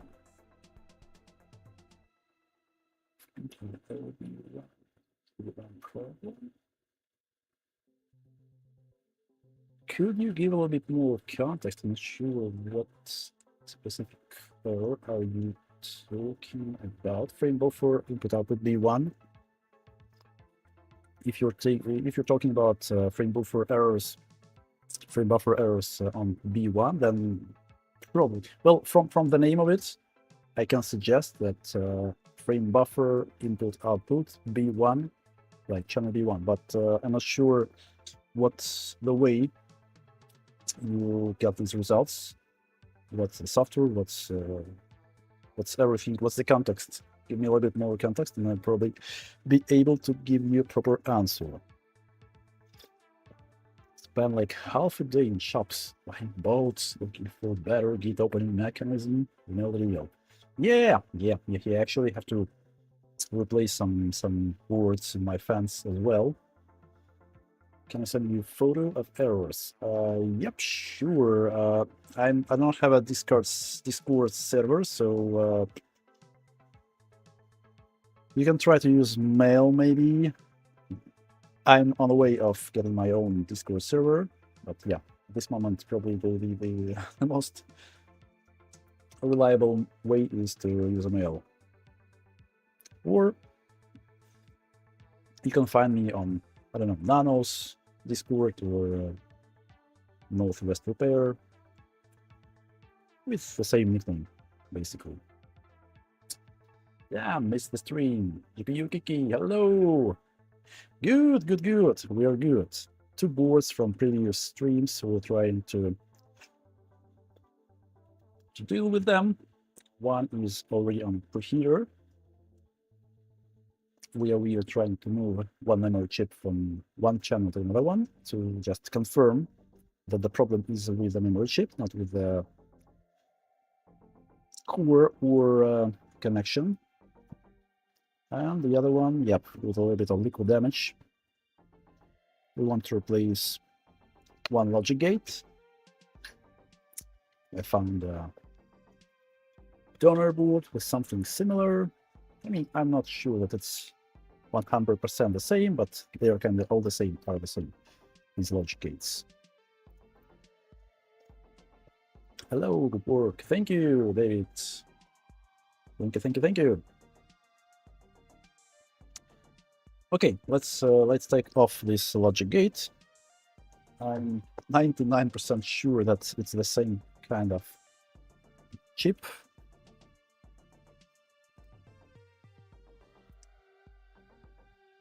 I'm sure it's the same signal rail, like it's a PCI Express reset signal.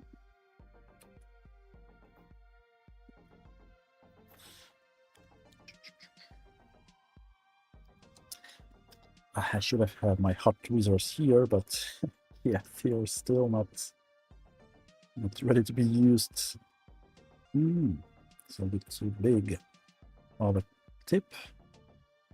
Ah, it works. Should I use hot air? Then it's, I don't know. Maybe I'll use tweezers to raise half of the chip.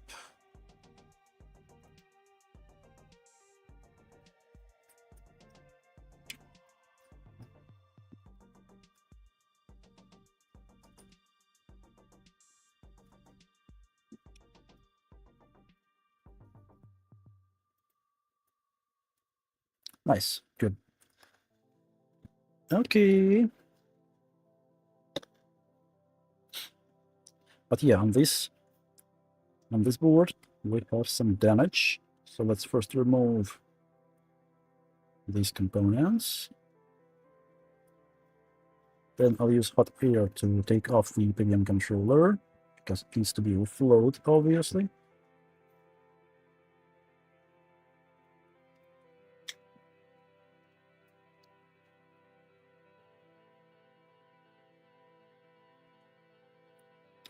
Yeah, let's also check the temperature on the 1080 Ti. Give me a sec.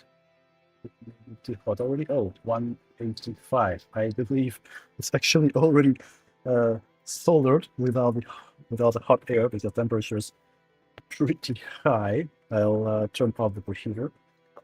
But it's just enough to solder the chip, even without hot air. But I'll just give it a go to be sure. It's the temperature. Nice.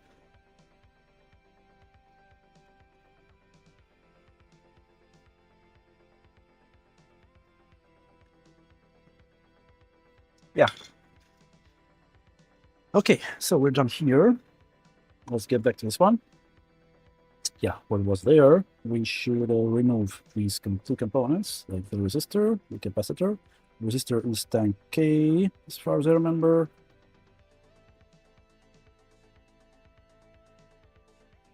Yeah, these liquid damage things are tricky to desolder sometimes.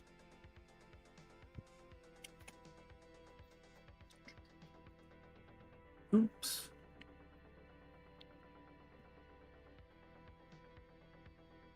What's wrong with my tip? Damn it. I should give it a clean.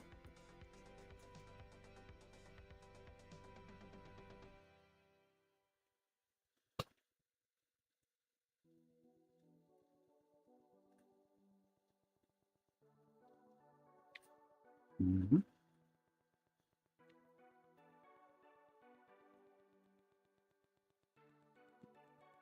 Okay, let's wake the area just to see it clearly.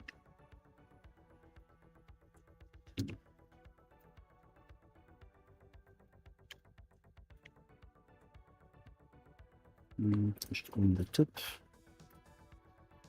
Good.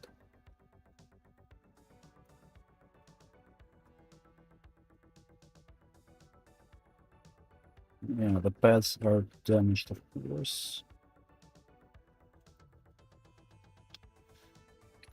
Okay, let's go. Let's see what's there.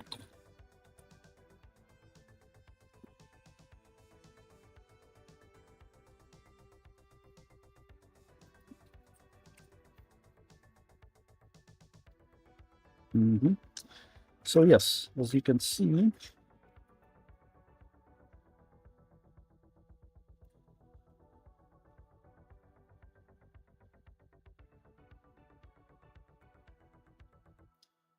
not sure actually about this connection here.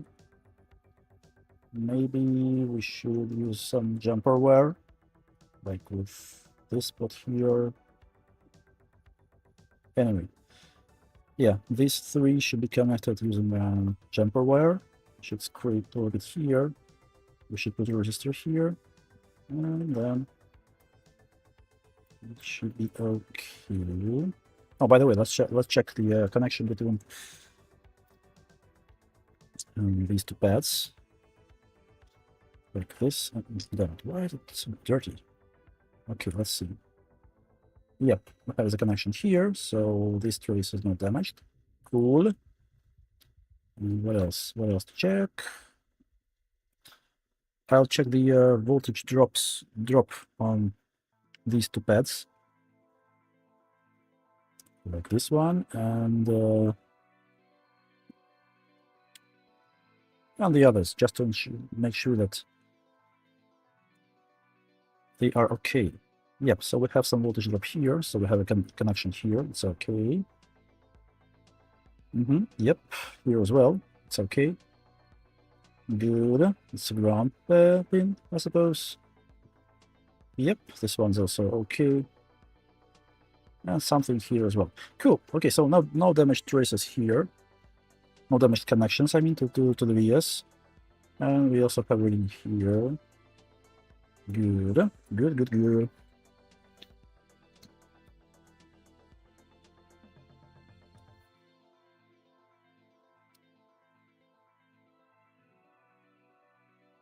I'm just testing my own build preheater. Oh, nice. GPU cookie. What kind of preheater did you build? Something like IR 6500? Blade for work. Hey, how many fixes so far? No fixes so far. Like one board is we've just moved the memory chip from one channel to another to make sure that the issue is with memory, not with the core or with the connection. So after it cools down, we could run some tests. And with these boards, yeah, some liquid damage. It's a board from the previous stream where we had a interesting situation with a BIOS switch. Yeah, after I've clarified the issue with the owner, it has a liquid damage, a little bit of liquid damage on the backside. So yeah, I'm currently trying to replace some stuff here.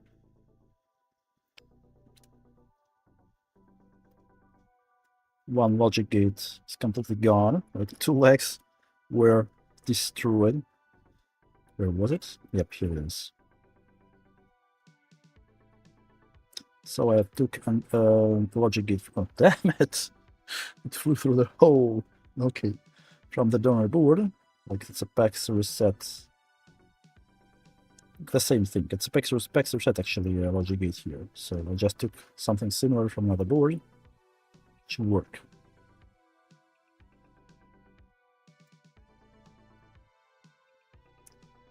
So 10k resistor here, 10 nanofarads cap here. We'll try to find them. Other than that, should be good. Okay, so let me solder down this logic gate. I should have started with flux probably, not with the logic gate itself. Let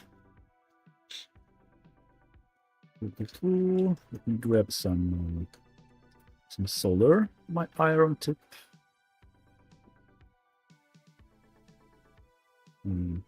What's wrong? Oh, nothing is wrong. It's completely fine. Okay.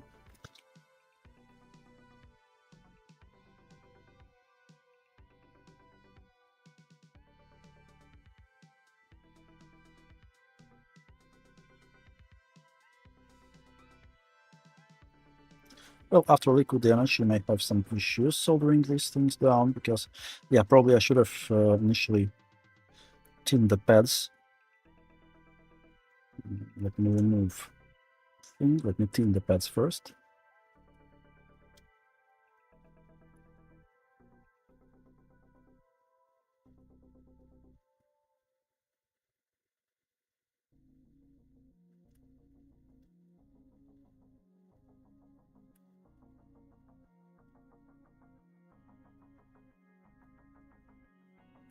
Maybe I could even use some acid to tin these pads. They're pretty stubborn to tin, you see?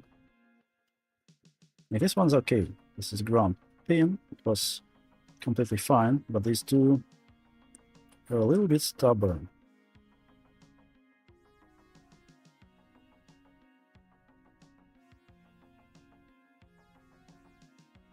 Well, maybe it's okay. Maybe it's okay.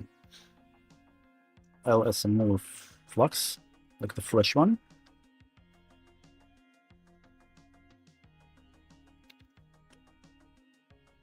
Oh, let me catch up with the chat.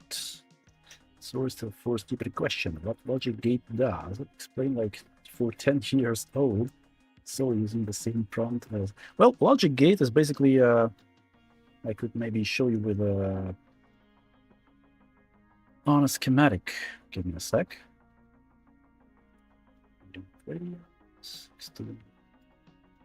I'll take the same schematic which I was using right now. Oh, yeah, here it is.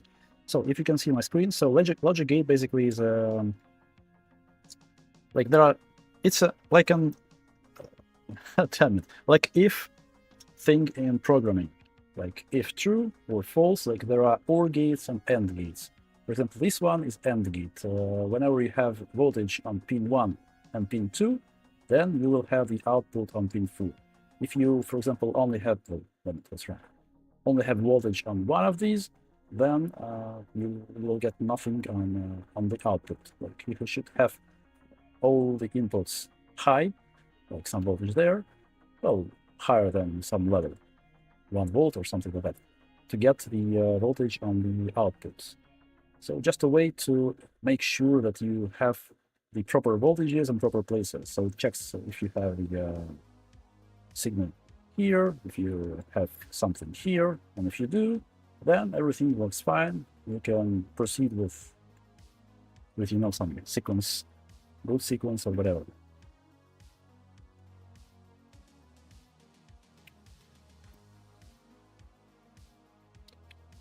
TFN, hello. I hope you got that explanation. Psyhinge, let me know if you didn't. It's the moment only the button here, 2x 1600 watts controlled by Rex C100. What's Rex C100? Some kind of regulator, PID, or interesting. Maybe later I'll use an PC410 for controlling battery and temperature. Okay. So these are temperature controllers. Got it. I'm not sure at the moment which way to go. Yeah, I feel you actually. That's why I do it manually. But yeah, I want to get some proper reheater for these repairs.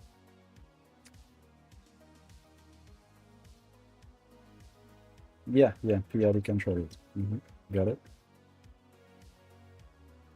So with AND gate, you should have both input signals to get something on output. With OR gate, we should have one of these signals at least to have something on output. But I actually cannot remember any OR gates on GPUs, I'll be honest. They usually are used for some kinds of boot sequence to ensure that you have all the necessary signals in all the places. So it's usually AND gates everywhere.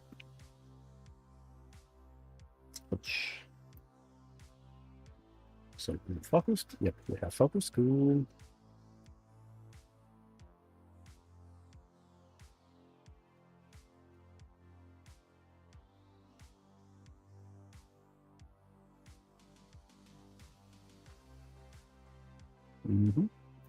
Nice. Then it's a bit. Yeah, that's better. Is it? Yeah, that's better. Cool.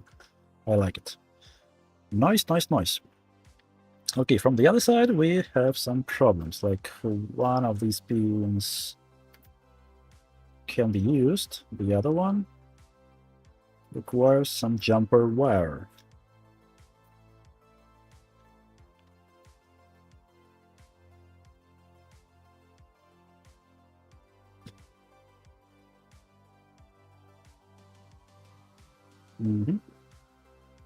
Okay. Yep. So 10K resistor. Well, first of all, probably we should scrape the pad. This one to make a connection. You know, maybe we can even place the resistor like that. I don't know. What do you think? Like this place is completely unusable. I don't see any point in putting it like that, just on one leg. Maybe we could place it like this.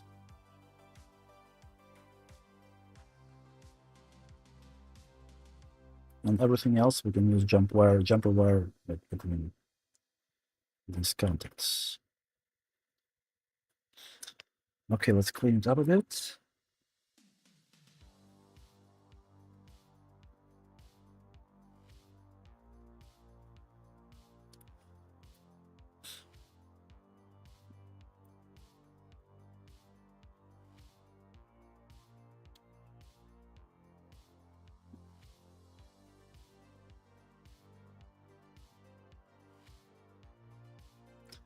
Yeah, I think it's cool to put it like that. Let me see if I have some 10K resistors. I have a box with them laying around. 10K, 10K, 10K. Yep, here it is.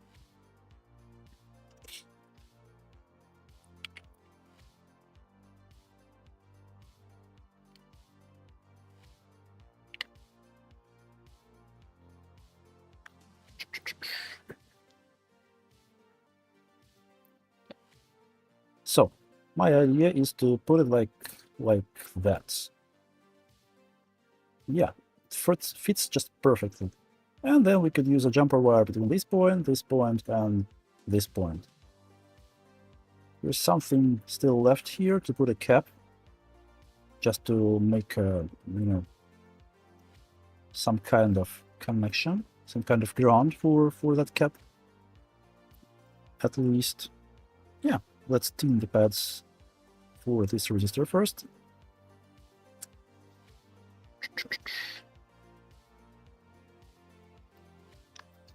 I'll use another cartridge here. Oops.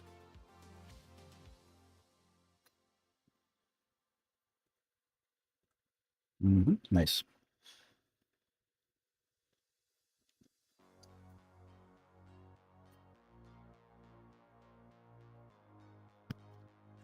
And I'll also use hot air because with BS, sometimes it's a little bit tricky to pin them reliably.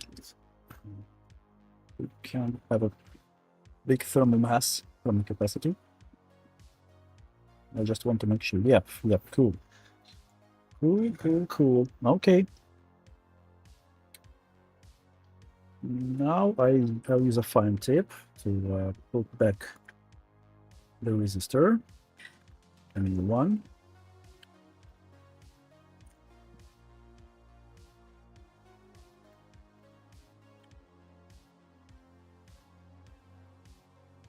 Yeah, this should work.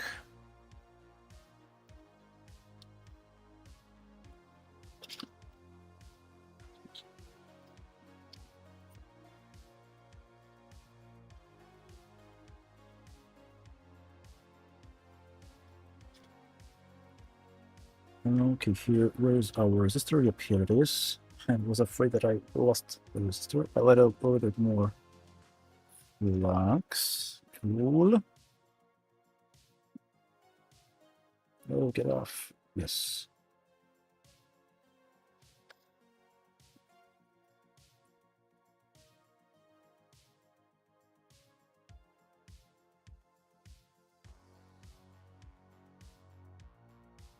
Nice. This one is done. Now we need to find a proper cap. 10 nanofarads. Where could I get it? 10 nanofarads. Not a very common thing.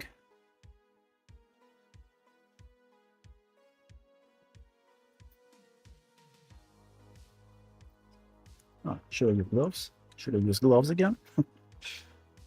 Probably I should have. Anyway, let's try to find a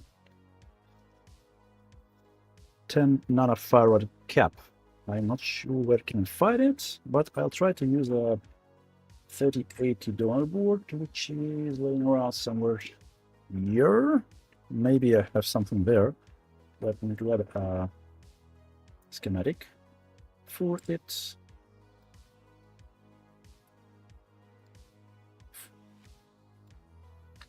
Okay, 3080 gigabytes. Eagle, whatever.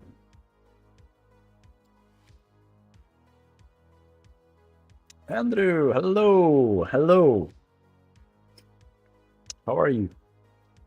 BMC, you want to play Grounded? Grounded, was it some kind of survival game, right? I think I've heard the name somewhere, but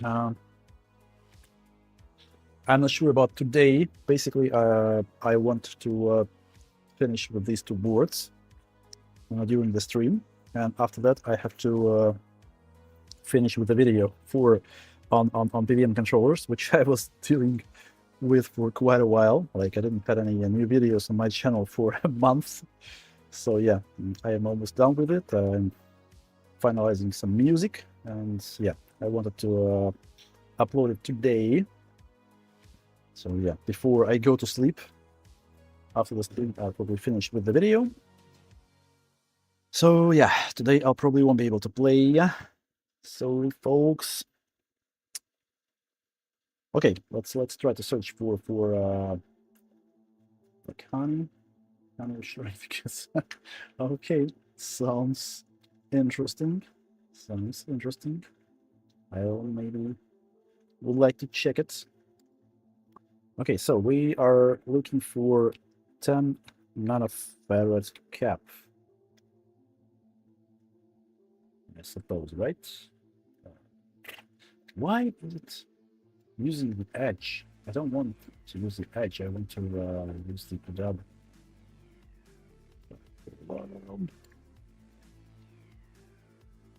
For some reason, edge consumes more hardware resources. Like it seems it loads CPU even more than a dub one.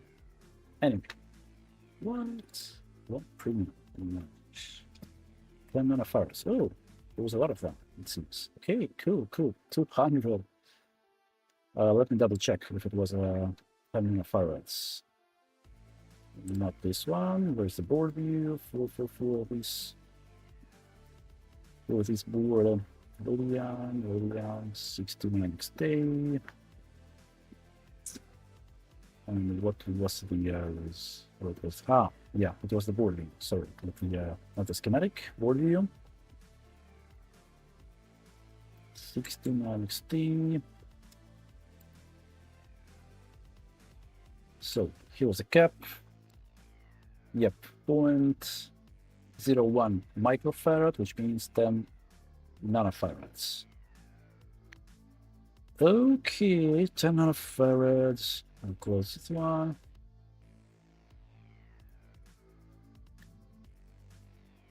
Like any of them will fit, 03 or 06 or 03. We should find the one without X, because X means it's not installed on this board. Oh, wait, UF. No, not UF, NF. 0402, it's a little bit too small for us. 0402. 0402. Well, can I have 0603, please? Why? Why do all of them are of World 2? Well, whatever. We can use it, actually. Not a big deal.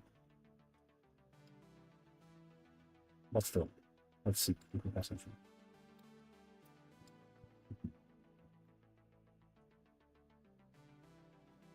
X7R. I think that these are the big ones of World 2.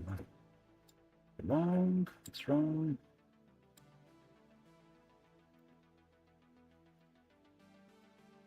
Yeah, it seems on this board all of them are 0402. Well, anyway. Not a big deal. X. Oh, what was it? 1 sec. Yeah, let's see. 2257. And the board view.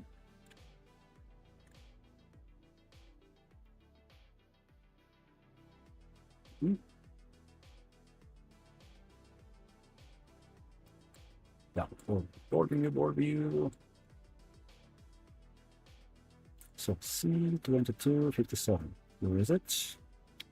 C2257.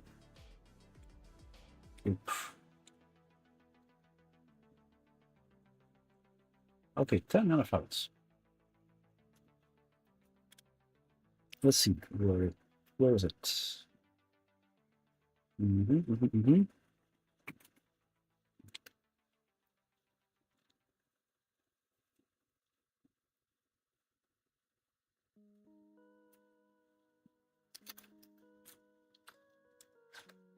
So it should be. So double check. Oh, yeah, I see it. Well, here it is. It seems that's our 10 nanofarads guy. Let's solder it out.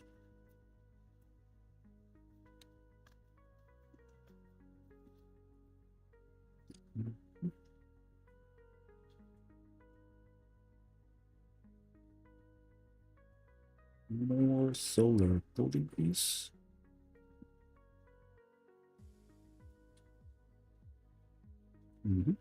Should be enough. Let me grab my tweezers and we keep track of the solvents.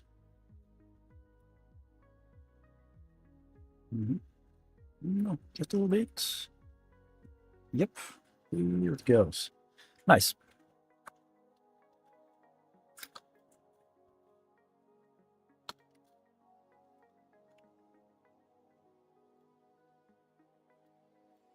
Check it again. What's the third pin will do when activated? Do you mean that output? Well, it will have some voltage on it, which will mean for some other logic that like we have some enable signal, or usually it's used to like as enable signal. Like if it has some voltage, then it means that everything is okay. If it doesn't, then it means that it's not okay. In simple words, in simple terms. Oh, sorry. Microscope. Okay. Cool.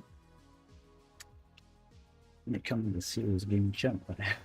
Gaming channel, yeah, would be cool actually. BMC actually can do some streaming. I'm pretty sure about it. Some gaming and other stuff. Oh yeah, Sparta with this. What I already told you. Okay, yes, I get it. But pin 3 is output. Well, technically it's pin 4, but On that schematic, it was a pin 3. Yeah, oh, the third pin, let's say.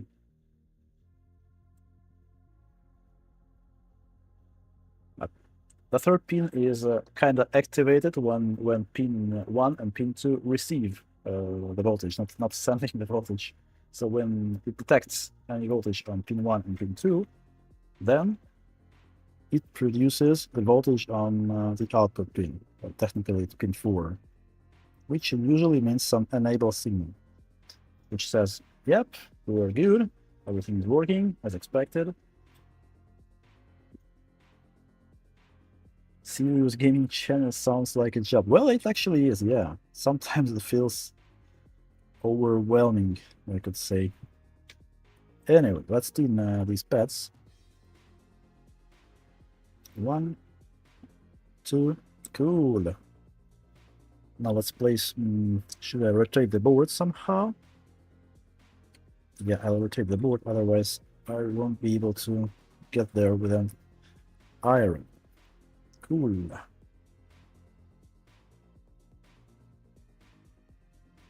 Wait, go. Like, my goal is just to put it here. This pin is the most important one. This pin is not connected anywhere anyway. So we'll just use a jumper wire. But probably after we desolder this PWM controller, because I'm not sure that all the pins here have a good enough connection. Some of them are damaged, and I don't like it. So let's clean the area where we just soldered that stuff. And after that, we could place the board to the preheater to take off the PWM controller, to lift it up.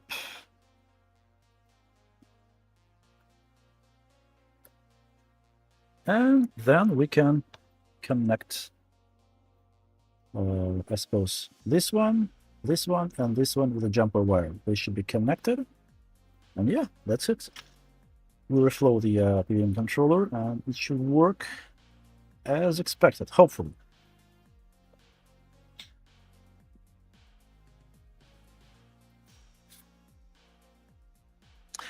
Okay, I suppose that the board on our preheater is cool enough already, it's warm enough to try and test the memory. Let me check the temperature. It should be somewhere, yeah, 40 degrees, cool. Let's plug it in, let's check the memory. I want to see the errors on channel C0, not C1.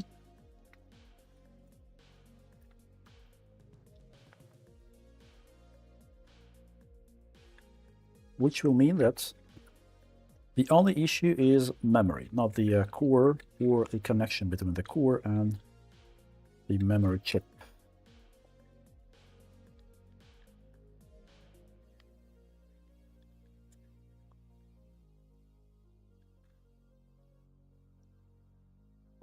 Should be enough. Enough paste for testing purposes. Like this, yay. Cool.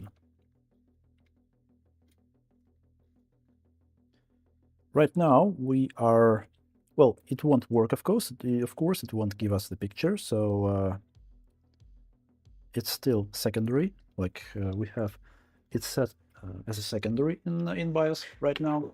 That's what I want.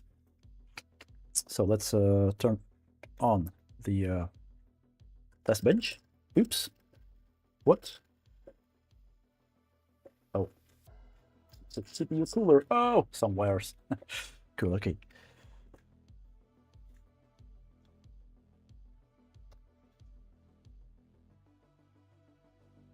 Yep. Ooh, it's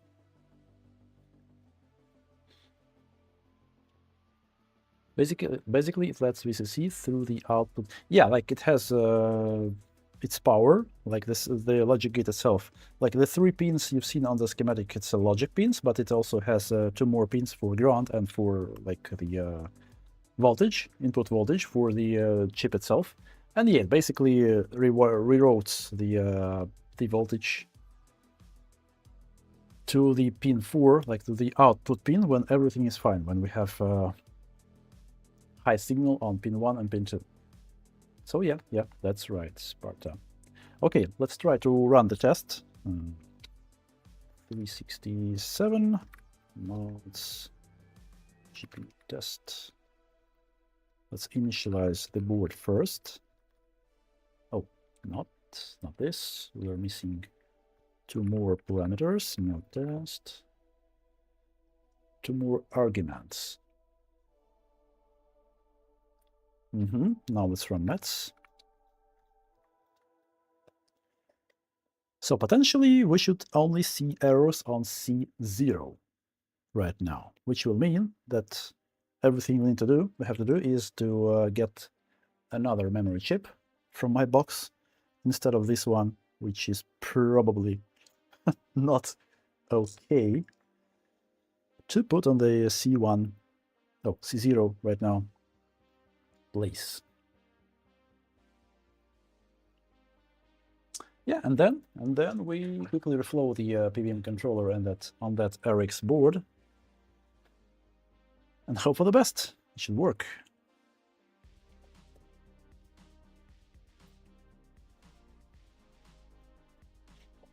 Oh, I probably should move the test bench screen a little bit to the right, because my face cam is over the screen. Okay, let's quickly check the report.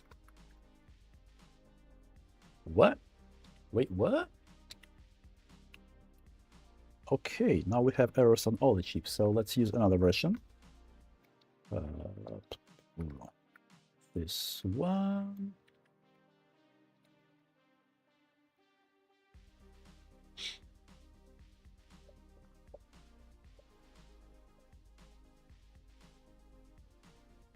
So yeah, with 5x memory, depending on the version, you can get different results actually. So usually 400 series tests, which are meant for Turing, for 20 series cards, will show you a better results.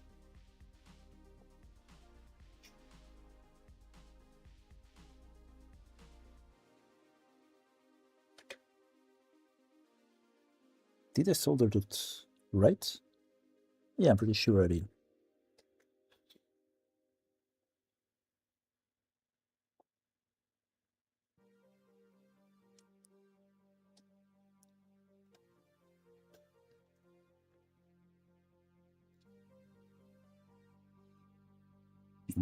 Nice. Yeah, I just wanted to make sure that all the voltages are there for the memory. They are 1.35 as they should be. But yeah, sometimes this... Oh, cool. It's already finished. Let's see the report. C0. Woohoo! Nice. Okay, so now, guys, we know that the error moved. Yep, it turned off. Cool. So the error just moved from this memory channel to this memory channel, where we do not have anything right now. So that's kind of reasonable, right? That's good. Which means that potentially this chip that I grabbed from my box of donor chips just not okay. Well, it happened. I mean, I probably didn't check all of them. I just grabbed them off some donor and threw into the box, and one of them could be there. I hope it won't be the case for the next one. Let's see. I don't know. So we need D9 VRL. D9 VRL. Well, that's all of them, right? Let me grab this one probably. Whatever.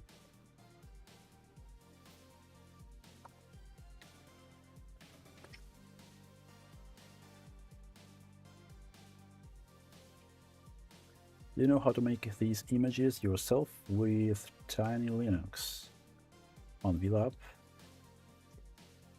Yandex Cloud with a lot of different versions, but it's only the files. Well, yeah, depends. You see, you need a different version of Linux to work with different generations of GPUs. Usually, I mean, at some point I was experimenting a lot with these images. I wanted to build an image which will work with almost all generations, and I was kind of successful with that. I probably will release it at some point. It's ready, and like the tooling is ready. I'm just finishing some stuff there, but in general, Ace, hello, good to see you. But yeah, usually the easiest way is just to use these images from VLab. I know that Tony was building like not Northwest Repair was building some images for like very minimalistic images with tiny links, or I can't remember which was he was using, with different versions of mods for different generations. So you could try check Tony's Discord. He has some. I know that Levy Repairs EU, like Levy guy from Tony's community, also did some images with all these tests, and he even had some documentations on how to use these images properly. So yeah, you could check levyrepair.eu. I think he had some images, but I don't think there is some kind of ideal, image to work with memory. Everyone kind of builds either builds their own or just use what we have. The most common one I've seen is that very old Chinese image with a lot of versions, a lot of everything with Windows, which actually I also used myself. Well, yeah, I also, of course, did some modifications there to make Windows work, to put some additional tests and everything. But yeah, for the testing, all the versions they have are okay. So yeah, you could start with probably with Levy Repair's forums to just grab some images, some basic stuff. What's wrong with this memory chip? It looks a little bit weird, like it was rebuilt but not rebuilt. Anyway, let's quickly rebuild this thing. Let's put it back on the board, and then we could finish with Radeon. Ooh, everything is so dirty. Okay.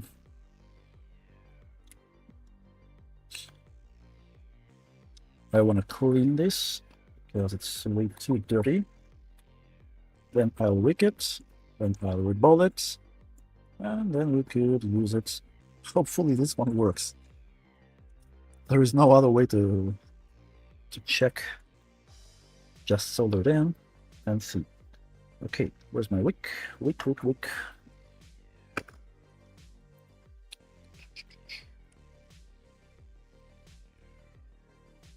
Damn. It's so dirty. I'm sure I was cleaning everything. Okay.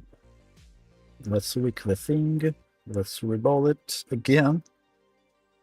I hope we'll be able to deal finally with that 1080 Ti for today.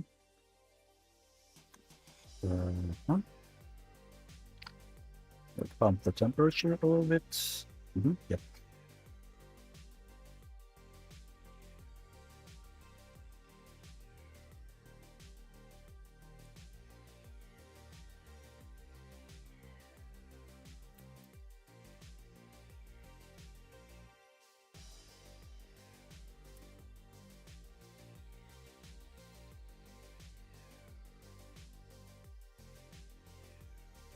Are we good? Yeah, I believe it's clean enough for reballing. Cool. I'm happy with that. Let me clean it again.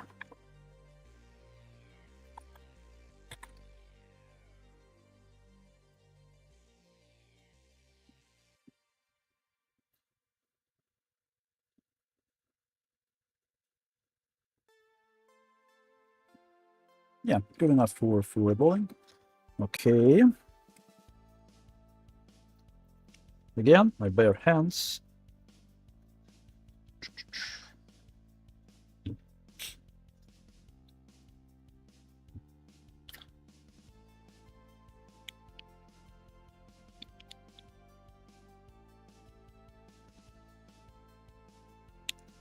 So again, like making these images on your own is a little bit tricky because there is a lot of variables to make them work for everything, like different versions of Linux, different versions of kernel libraries for NVIDIA, for AMD, for different generations. There is a lot of everything, and it's pretty tricky to build an image which will work with basically any kind of GPUs. And of course, with later GPUs like 50 series or even 40 series, it won't work anyway, because just because it needs either UEFI or I can't remember right now already. But yeah, I was even building the kernel libraries, compiling them from source codes, from NVIDIA source codes, modifying them for recent versions of Ubuntu, for example, with Tiny Core or whatever I used there, I can't remember. So it's pretty tricky. I even changed some source code for these kernel modules to make them work. So maybe at some point I'll make it public.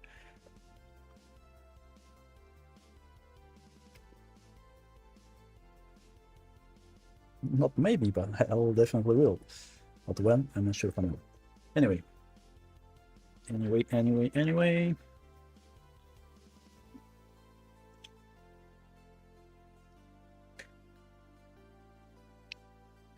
Actually, honestly, I'm a little bit tired already of that reballing. Not only the third time in a row during this stream, but for the last, I think, 3 streams, the only thing we actually were doing was reballing some memory. So yeah, I want something else already. Some trace repair. Well, we did some trace repairs and repair on the previous stream, by the way, and it was pretty interesting. And I'm pretty happy with the result. The only thing that we should still understand what's there with that 3060 Ti. Either it's the core or the memory chip. Well, it's probably memory chip, but I'm still not sure.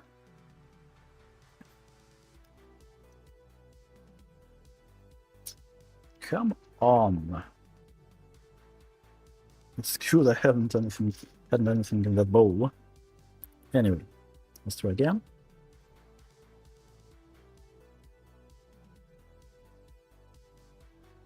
Cool.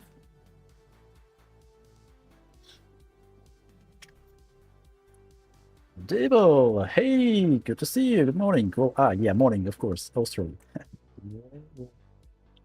Oops. Just figuring out what run programs the huge headed. Well, some kind of. Sometimes it is.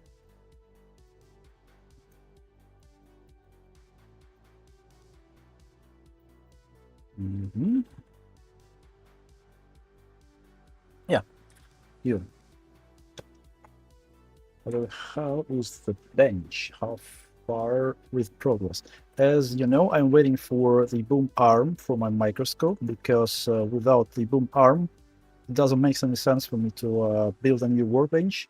Because with this boom arm, I can't move this boom arm to a new bench, and without microscope, I cannot work. So I should get the boom arm first, and then I'll be able to finish with the workbench.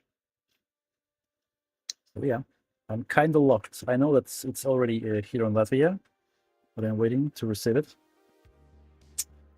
It's not hard to make those images, but to use the software is tricky. Yeah, well, actually, it's the most tricky part. Like, you can run the test, but knowing how to interpret the results, and in some cases, it's not enough to just run the test, for example, with this 1080 Ti. Like, you run the test, and it passes. Like, everything is good. So you need to run some other tests, then some maths again, to finally see the error. So yeah, sometimes it's just a lot of test and trial to find out what's the sequence of actions you need to take to get some actual errors or anything, any hints. Well, you can actually just swap the entire, I don't know, memory, all the memory banks or anything. Yeah, that's not a proper way, in my opinion. There's only a PDF file from NVIDIA, but this document is, I guess, maybe 15 years old. There is something, yeah, there is some documentation for older version of maths and mods. I think that for recent versions, there was no PDF file with all these arguments, but yeah, they are kind of the same. So it's enough, pretty much enough to use them.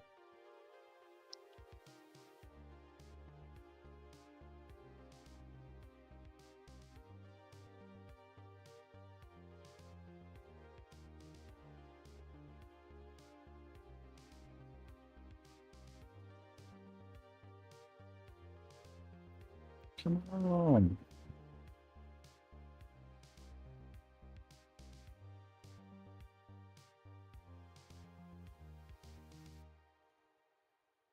Nice, nice and shiny. Cool, yeah. We are good.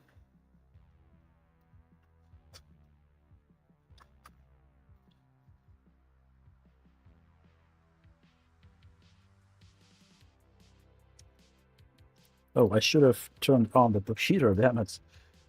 These bullets should be already there. Heat up and wait for the new chip.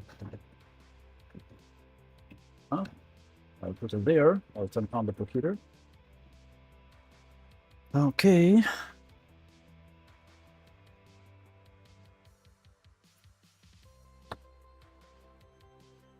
Yep, I'm still waiting. I mean, according to the tracker, it's already here on that area, but I'm still waiting to receive it.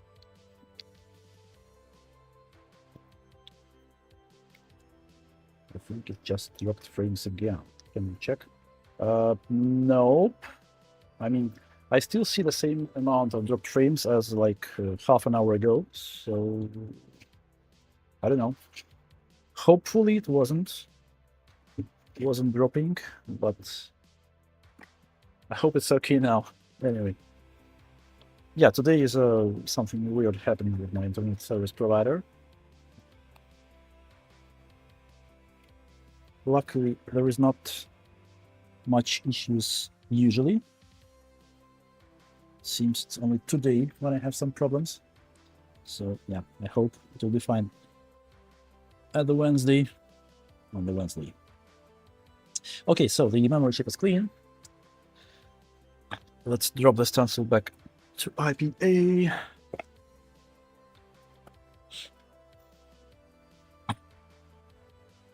Let's add some proper flux for BGA solar. BGA flux. Then I should get some new BGA flux because I really worried that this thing won't last long. Probably some 4 to 5 streams. It will be it. And Chris still out of stock for that Flux Plus. Unfortunately, I'm still waiting. I could try Ursa maybe, but I never worked with Ursa, so I'm not sure how will it behave. At least I know this Flux.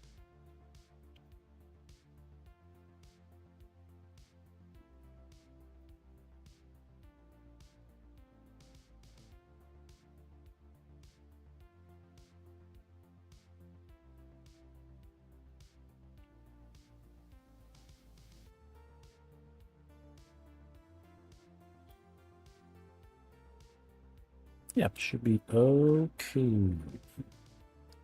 Okie dokie. Yeah, preheater is working. Cool. Okay, so we're almost there with 1080 Ti, and I hope we're almost there with 6900 XT as well. Let's put the memory to the board. So let's see, the key is here. Okay. Okay. Okie dokie.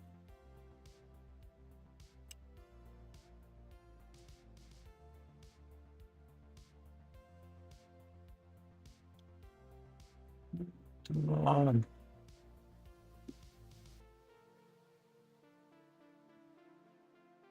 Damn it. I can't get it aligned. Is it my hands are shaking? No. Can be. Damn. Yeah, I think we're fine. We are good.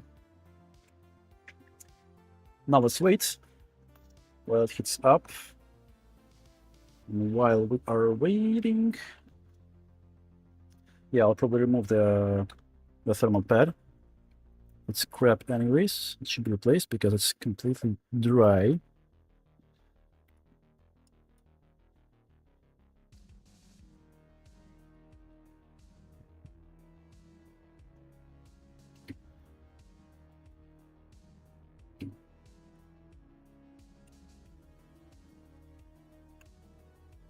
Oh, by the way, speaking of dropped frames, let me check the YouTube itself. Sometimes it tells me. No, according to YouTube itself, it seems to be okay. Yeah, hopefully.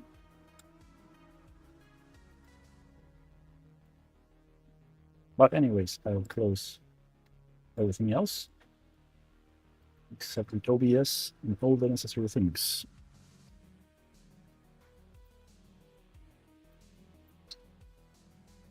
Yeah, these pads are completely dry. What is the thickness? I think it's 1 millimeter probably, right? It usually is. Let me check. No, probably it's 1.5. It's 1.5, I think. Oh, 1.75, really? Yeah. 1.75. Okay. And the MOSFETs themselves, 125. We can use probably 1.5. Yeah, I think we can use 1.5.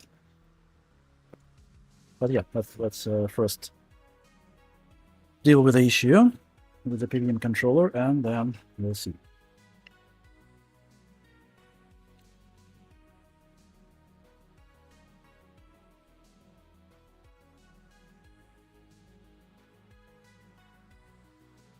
The only thing left is to reflow the controller, PVM controller, and to use a jumper wire for 3 pins there.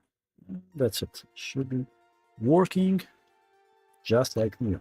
Okay, so what's the temperature here? Let's see. Please. 130. No, just a little bit. Some half a minute maybe. We are there. I'm cleaning the mess.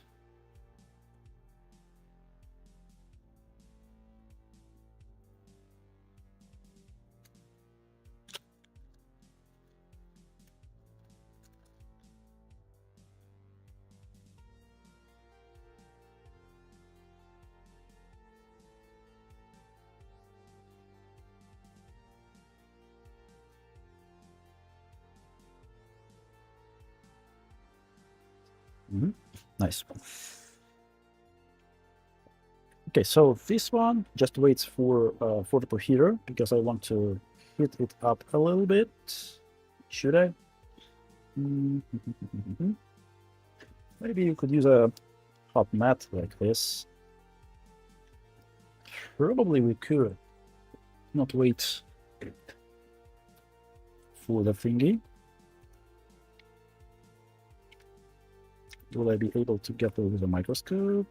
Not sure. Damn it. Well, almost. Maybe I'll just do it without a microscope. Anyway, let's turn this preheater on.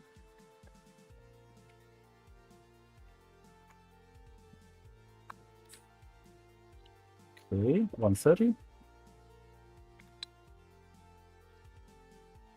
Okay. What's going on here? Oh, 160, cool. Let's quickly use the hot air to finalize everything. Finalize our soldering. Oops. Okay. Solder down the chip. Ooh, sorry. Right away. To lower temperature or lower flow, of course.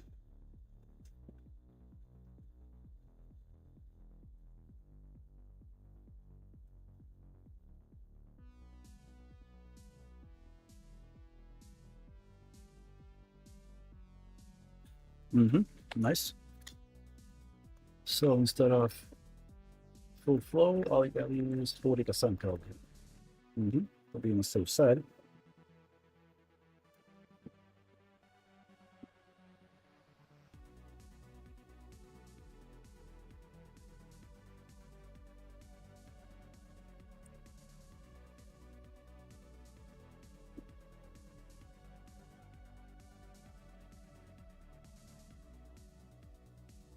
Okay, now I'll use full flow. Just make sure that everything is good.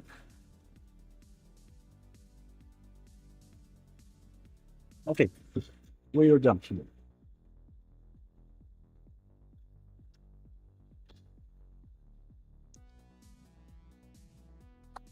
So here we have almost 80. Just a few minutes, and we can try to lift this PVM controller. Lift it up. No. Anyway.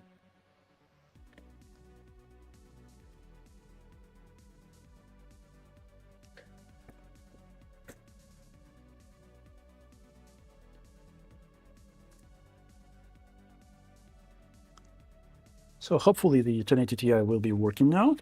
And after we reflow the PVM controller on this board, it also should work. I expect it to work at least. Oh, by the way, maybe I could try these new tweezers to lift up the PVM controller. Like the shape is pretty convenient, should be at least, for this kind of work. Yeah, I should give it a shot. Nice.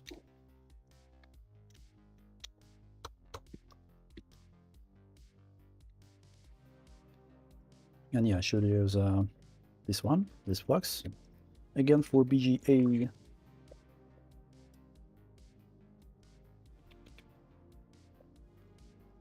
$112, almost there.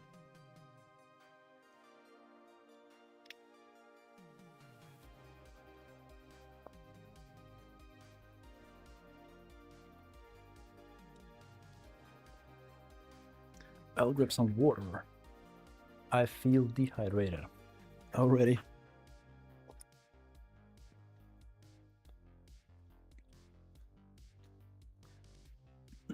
Okay, cool. So we're almost to 130. I'll probably start heating this thing up. Let's check the temperature. A little bit too low, of course, like 50 degrees.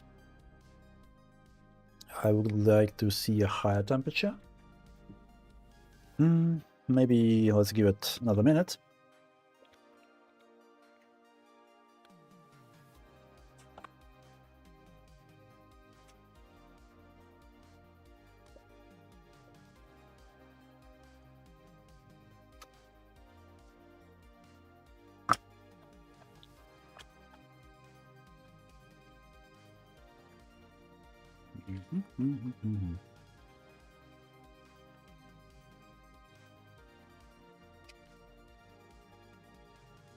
So I'll use probably a 400 to lift the PVM controller, because with this small preheater I'll need more temperature.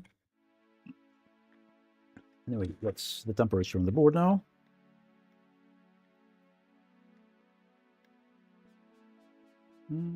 Yeah, it's raising, but not as quick as I would like to see.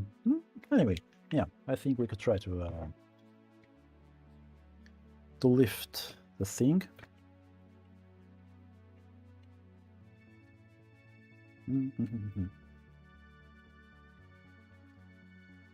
It may happen that I won't be able to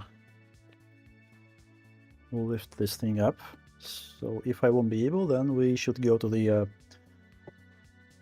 big preheater. Let's try. Let's try. I'll add the flux later. Oh, human extraction, of course.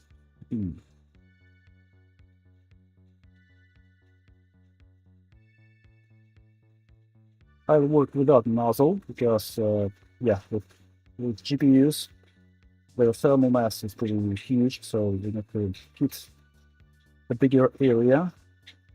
This controller has a big ground pad underneath, so we should have a lot of heat. What's your favorite board to work on? Definitely not Radeon's RX. I don't know. I don't like these things.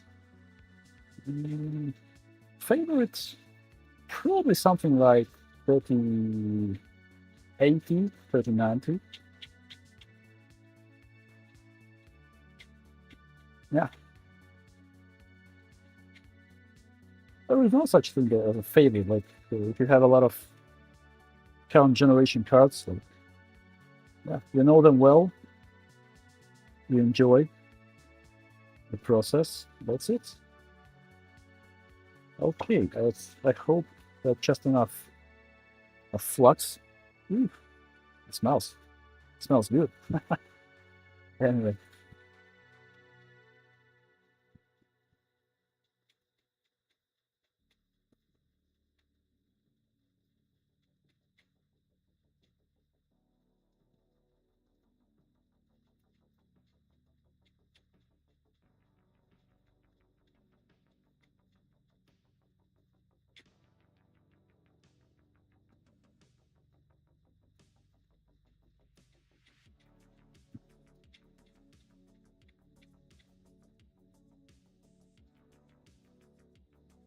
But I like the tweezers, how they feel in holding the chip.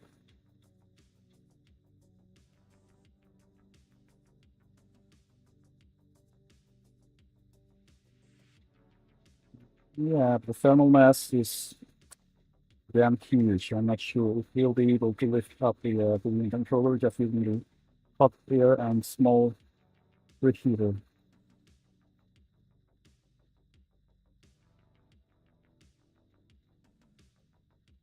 I don't know. I don't know.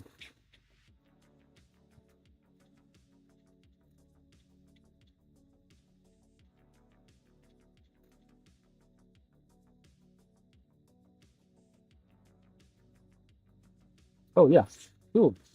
We got it.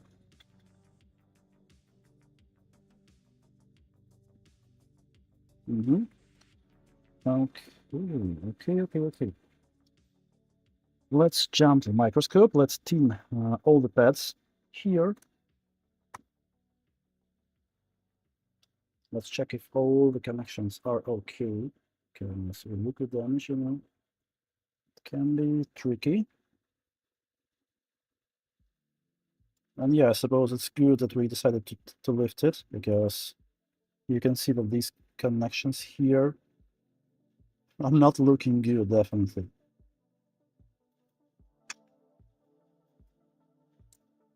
Most profitable and less hassle. Well, maybe you're right. Have a lot of enough donors, you know, to just replace things quickly without too much No struggle.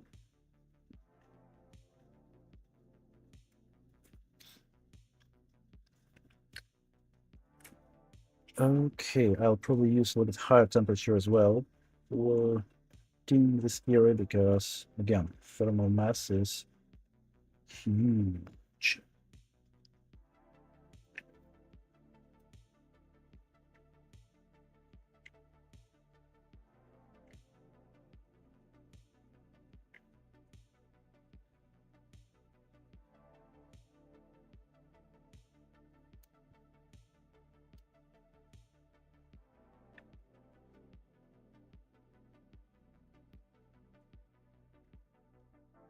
Yeah, these pads are definitely not that good. Maybe I could use the acid to just quickly tin them, because using just a flux after liquid damage may not be enough, and may not be that comfortable to tin them. Even if they look clean, they're still tricky to tin. So yeah, let's use a little bit of acid to make the process smoother.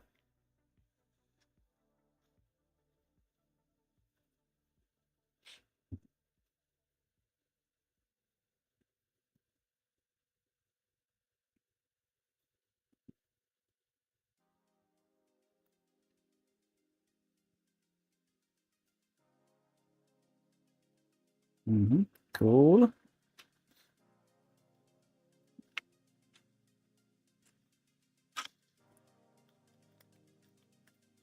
So I'll probably use another tip. I don't want to use GBC cartridges on soldering acid. I don't want to kill them, so I'll use some Chinese stuff.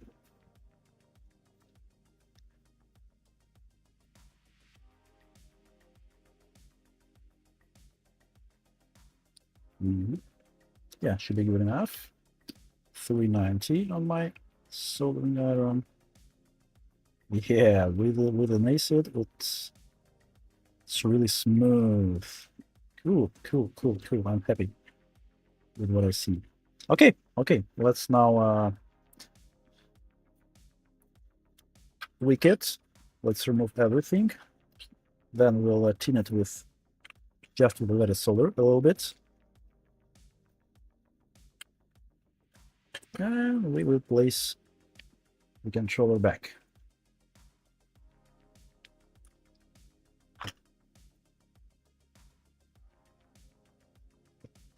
We will put it back soon. Okay, I need some flux. Flux. Okay.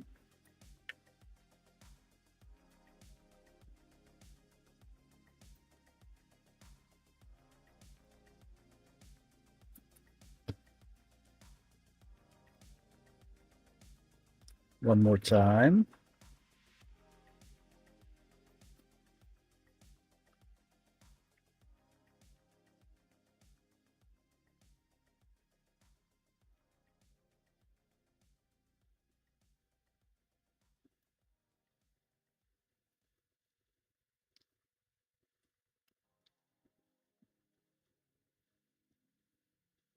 Yeah, it struggles with that ground pad, of course, a little bit, but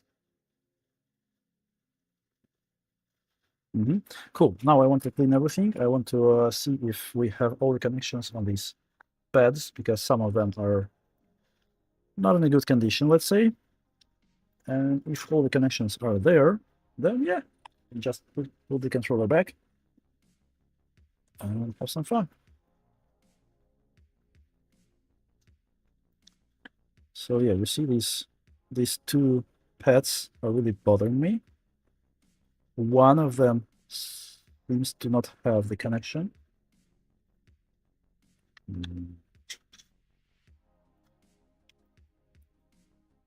Like this one, I'm really not sure that it makes any connection to the trace.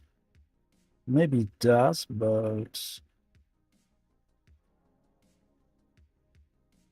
Yeah, these 3 pads are kind of damaged. This maybe just a little bit as well. Okay, let me grab the multimeter. Let's check these pads in that mode. If we have any connection there.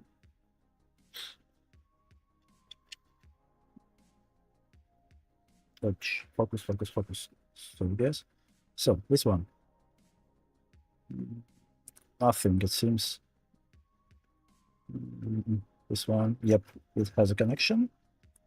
Okay, okay, okay, okay. Yeah, this one seems not connect to the trace. So we'll need to scrape it a little bit.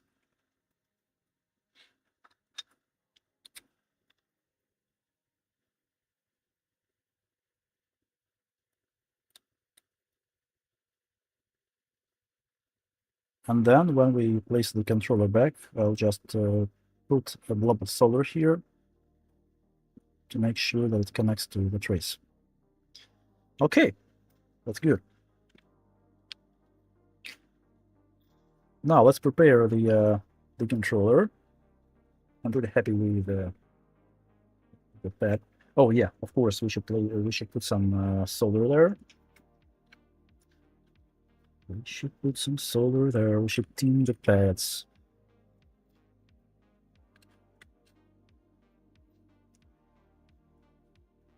Mhm.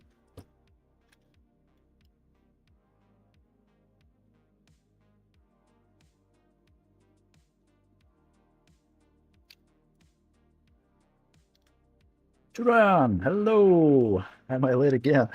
You kinda are. We actually did already all the diagnostics. We already hopefully finished with one board with 1080 Ti, and potentially we will soon be done with this one. But yeah, for now, I'm trying to do with traces. A little bit of trace repair. You can see some weirdly placed components here, but it's fine, it's fine. Yeah, one pad here, as you can see, is not connected to the trace. So after I'll put back the controller, I'll have to add some solder.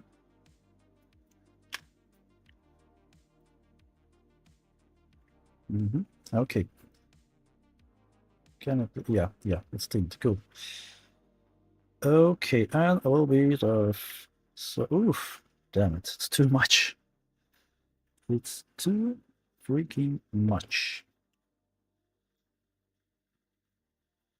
I want to remove just a little bit.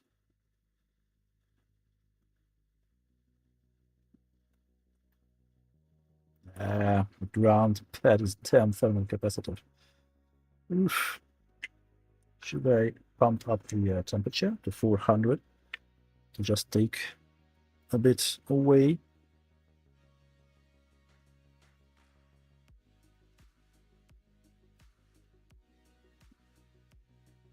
Yeah, should be fine. With this amount of solder, it should be fine, I think. Yeah, we can have a little bit of bubbles here, but yeah, a bit more even, please. Yeah, should be just improved. A bit of wick. How can I remove it?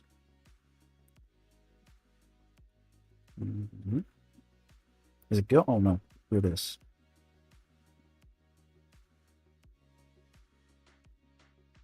Yeah, now it's gone. Let's clean it up a bit. It's a bit too dirty now.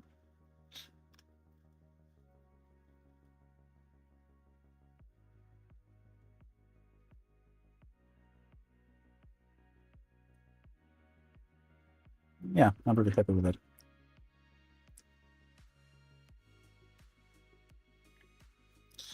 Put that in the left.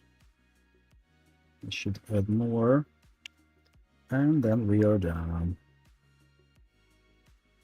At least soldering the controller back will be much easier because of the lattice solder. Nice, nice. That's it. I'm pretty happy with what I see now. Let's clean it. Let's prepare the controller, and yeah, that should be it. It should be it.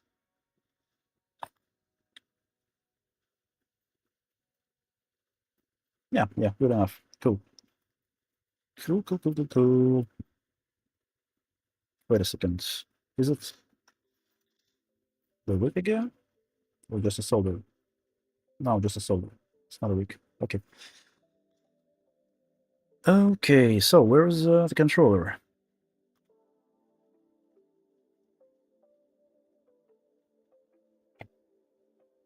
Give me a sec, I'll place it differently. On this side, probably. Or no, I probably won't even use the preheater, I'll just use a board. Like this. Nice.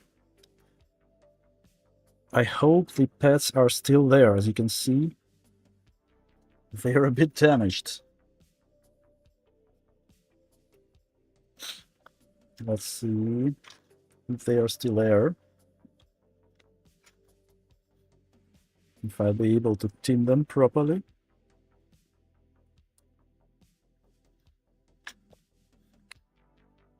So, I'll use the bevel cartridge again. Just like it for chips. The temperature 350 when I work with all kinds of chips to not overheat them. Good. Now let's see. Is there something left? Oh, nice. They are there. Good to see. Cool.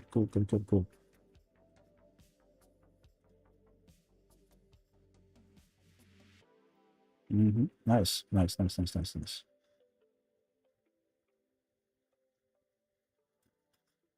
Now let's look it.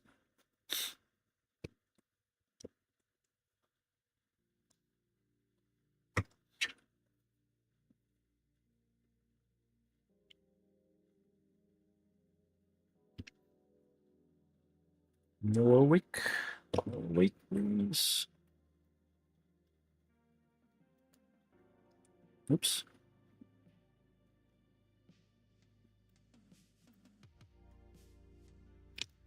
Well, stop, please.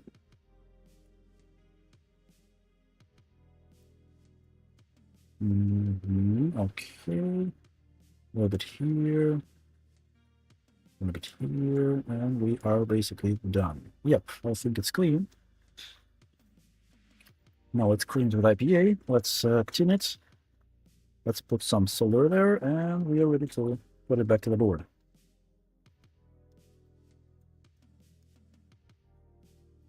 Nice and clean. Cool. I like it.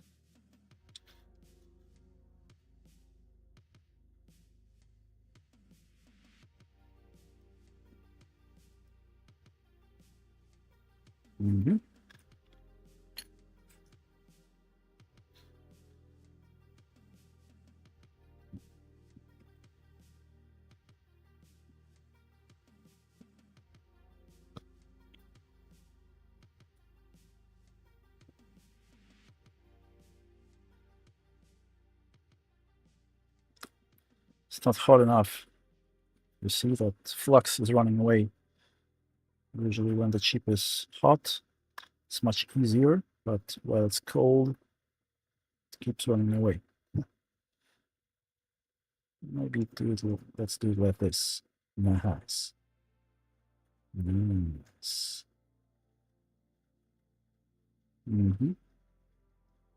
Cool. Okay, I'm pretty happy with this. Let's clean it, and we are good to solder it back.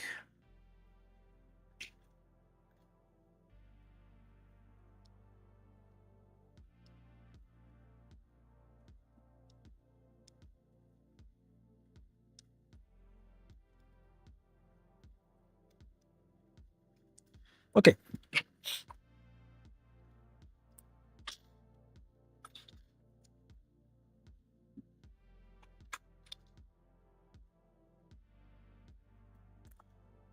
So where's the pin 1?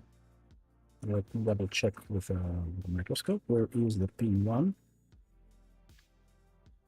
Okay, here's the pin 1 on the board. It's here. So it should be like this. Right? Right? Oh, okay, I'm sorry. DC was wrong. Okay, so pin 1, pin 1. Let's add some flux. The board is still warm, still hot. So just add some flux. And we'll try to solder it down.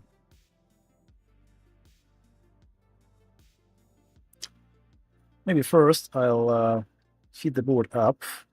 I'll put the chip away. For now, I'll heat the board up with a hot air. Just make sure that it's prepared, it's ready to take the chip.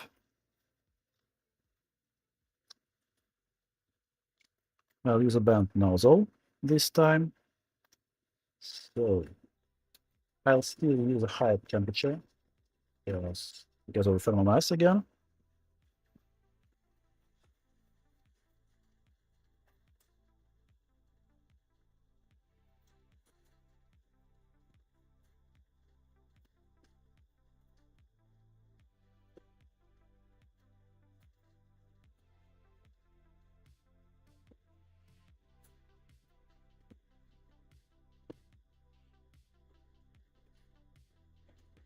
I'll add more flux a little bit later when I see that the solder starts melting.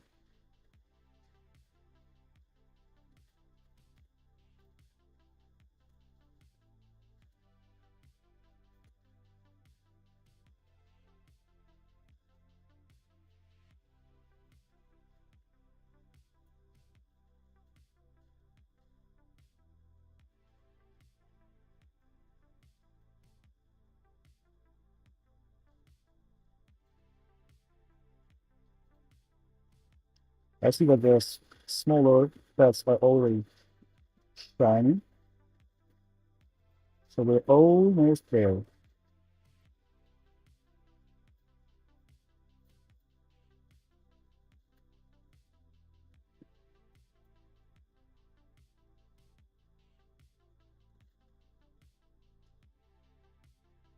Nice.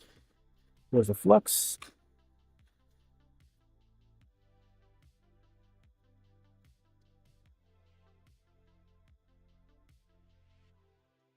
Nice, nice, nice, nice, nice, nice. I love it.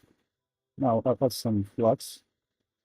I'll put the chip on and we quickly try to solder it down.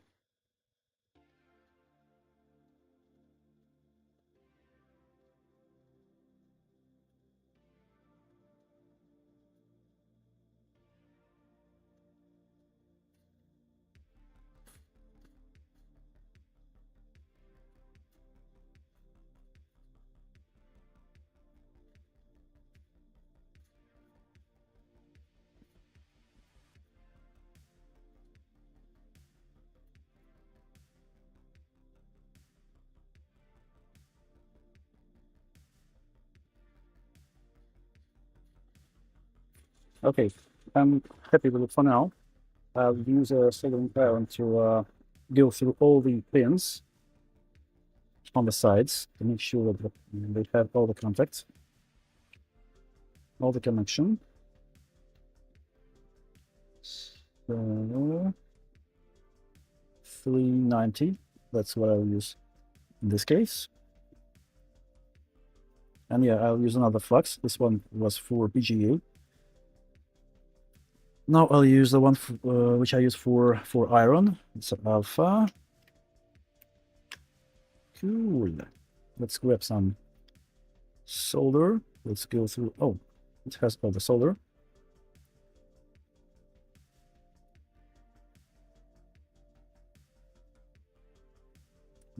Nice.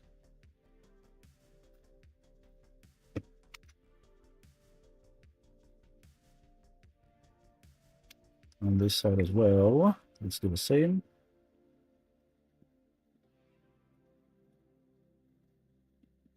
Just a little bit more solder on the iron.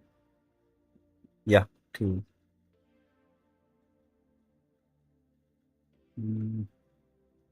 Maybe I'll use hot air when I'll go with another pass. So, yeah, it's actually cool.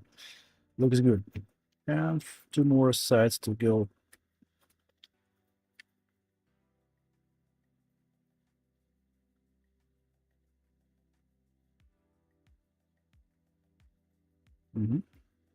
Nice.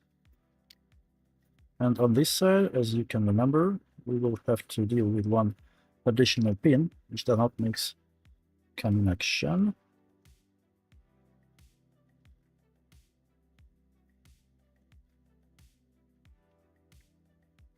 More solder.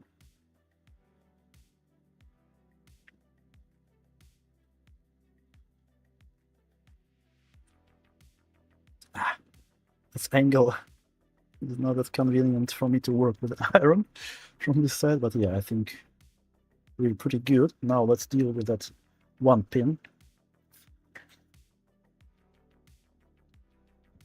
Robzerix! Let's play Overwatch. Yeah, I want actually to play Overwatch, but damn, I'm short on time these days with my new job. Yeah, it's a little bit hard to find enough time, but yeah, I definitely would like to play with you guys. Okay, that's a beautiful job. Thank you, Turan. I'll probably rotate the board now because I need another angle to reach this one pin. So let's try it like this, I suppose. Where are you? Yeah, here you are. Let's focus.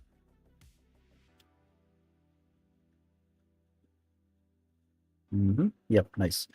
Okay, so again, as you can remember, we have no connection here. We should just throw I don't know, blob of solder or something like that. Let me zoom in more. Not enough light, but just enough probably to do the job. Yeah, it'll be tricky, but I hope I'll be able to deal with that. Let's grab some solder on the tip of the iron.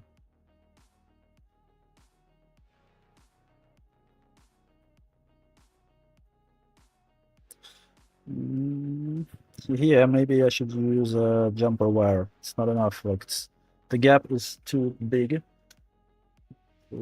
Use blob of solder. Let me find some small wire like this. Like this is a signal pin anyway. I suppose this kind of wire will be just enough. This gouge is okay. Damn it. What's wrong? Everything is messy. But yeah, anyway, I'll grab more solder.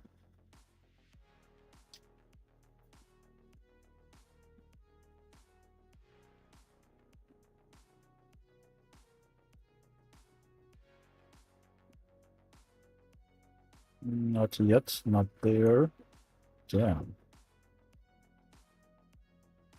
Oh, yeah, nice.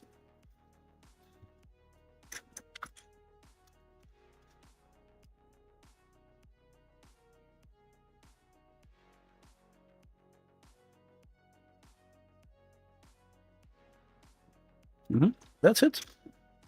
Hopefully that's it. Let's clean this mess up and see if we have a connection there. We should have. Oh, and we should also throw a jumper wire for some adjacent components. If you remember, I had some issues there. Yeah, I can see that everything is okay. Everything is okay. Looks good enough. Nice. And yeah, in this place, we should have a connection between this point, this point, and this point. What should I use? I'm not sure about this. 1, 2, 3, 4. So this is VCC, I suppose. Let's use a bigger wire.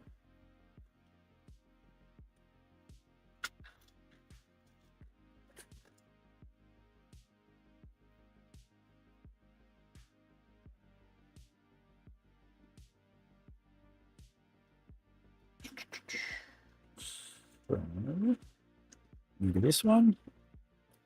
Yeah, I think it will work just fine. Okay, let me cut a bit of this wire like this, and.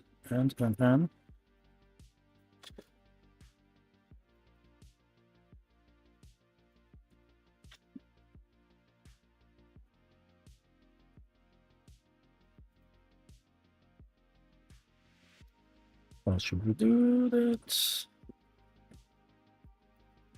I think.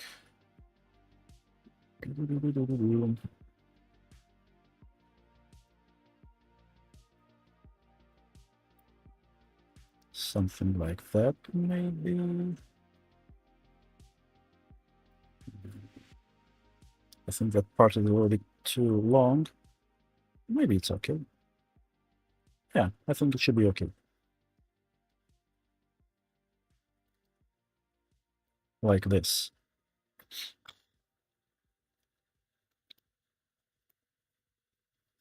Fuzzy safer.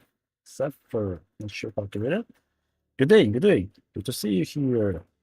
Okay, we're trying to get this 16900 thing back to life. It kind of was alive, but with some issues. Liquid damage is, not always an easy thing to deal with.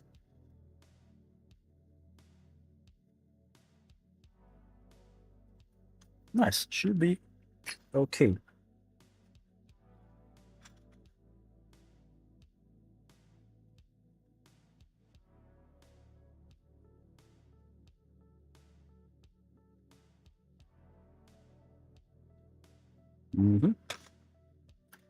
Good, good, good. Let's clean this mess, and I hope that we are done with this one.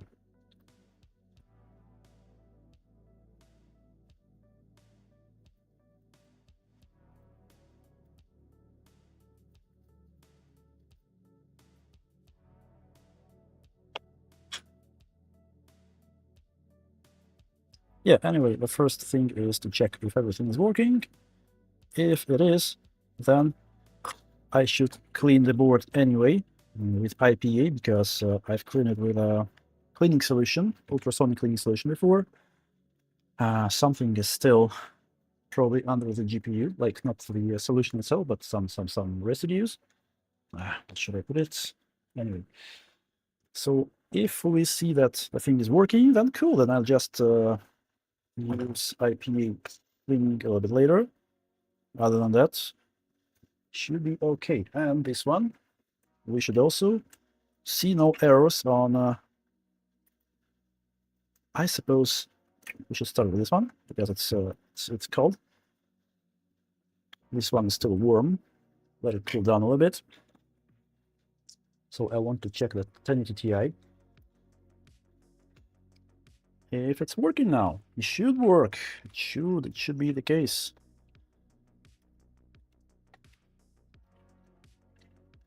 And if both of them are, then that's it for today to fix this, potentially.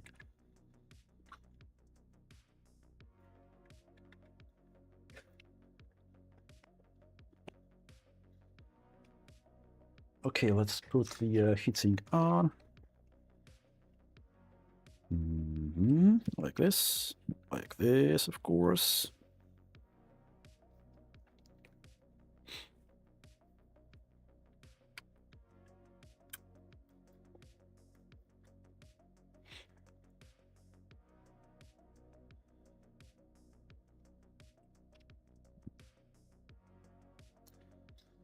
Okay, let's try to power on the test bench to see if we are good with this one.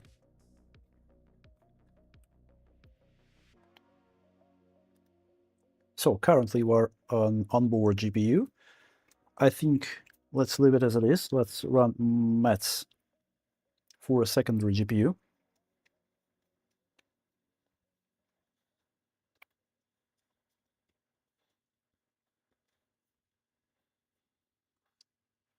So let's use 367 again. Oh, wait, what? Now let's initialize the GPU.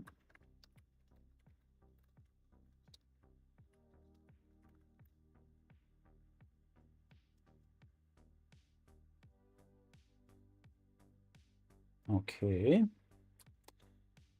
Now let's run maths, and hopefully we will see no errors. Please. It may be the case that that memory chip is also not good, but I hope that's not the case. I mean, it can be that all of my GDDR5X memory is dead. I hope it's not. But if it is, then I'll probably find some donor board, but not for this stream already. It's 3.5 hours. Anyway, we know for sure that the memory is the issue because we swapped 2 chips in places. It takes too long. Probably this chip is also not okay. Damn it. I hate to think about that. Please, no. But yeah, it takes too long. Oh, damn it. Yeah, let's use the other version again. Come on, please. Why?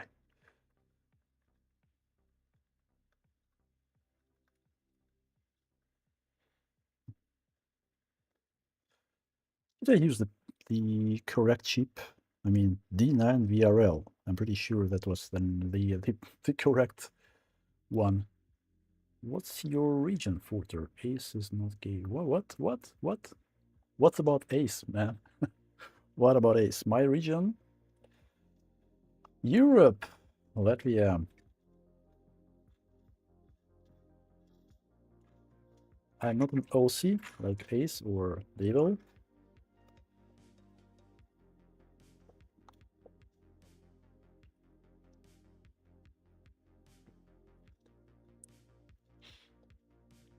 Come on. Please show me. I know it will be the error on C0, it seems, because it seems my memory, another memory chip, is not okay. Damn it. They just don't come in for repair, so I don't know. This box here is for more than a year, probably untouched. So probably some of these chips are not okay. Yeah. Yeah, C0, of course. Of course it is. Wait, wait a minute. But yeah, I've used the same chip which was on the C1 before, or vice versa. Give me a sec, let me think. Yeah, on C1 is correct. On C0, it was okay before. Like the one which is on C1 right now was on C0. So yeah, anyway, it seems that my GDDR donor chips are not okay. GDDR5X. I'll probably just grab some donor boards with memory. I know that the donor boards I have laying around there have a good memory, so this memory is probably not okay in that box. Anyway, we could consider it a fix because we know for sure that right now the issue is only with one memory chip. I just have to find a working one. Right now I want to check the second board. I won't reball another 5x on the stream right now. Like the 4th reball for a stream is a little bit too much. Let me just double check the code. that I actually grabbed the correct code. Maybe I just took the wrong one. D9VRL.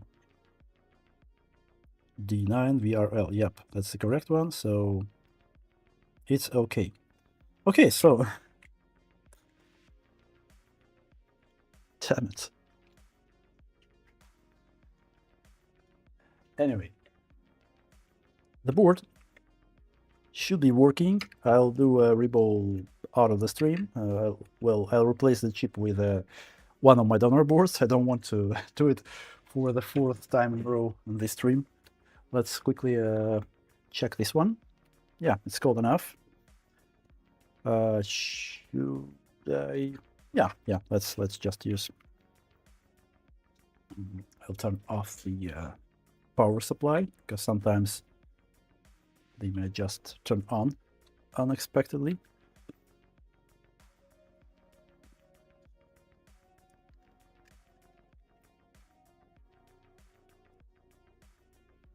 Damn, why Europe? What's your region, Robzerix? Oh, NA. Okay.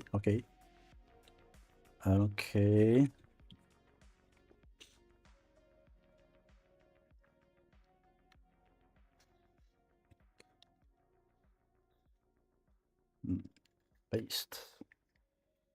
Is there an underfill? Yep, these three, they have compounds, but it's useless. I understand that the vendors wanted to help with board seg because this heavy cooling system, because of them, the boards got bent. Ooh! For another cup of special coffee emoji, tumbler glass emoji. Thank you. Yeah, I really want some coffee now, but after a stream. But yeah, anyway, this thing just does not help. Like, they try to keep them in place, to protect them from bent PCB, from sag, but they still get cracked solder joints. I had a lot of these 6900 boards with cracked solder joints under these lower chips, like on the lower part of the board. Just reball them and they work. Cool. Let's power it on, I suppose. You know what? Let me first try to power it on with a bench power supply, because shit happens sometimes. If I'll see that we have a proper current draw, then I'll use the test bench. For now, I want to be sure that we have everything in place, all the voltages as they should be. And we won't see any white smoke, magic smoke.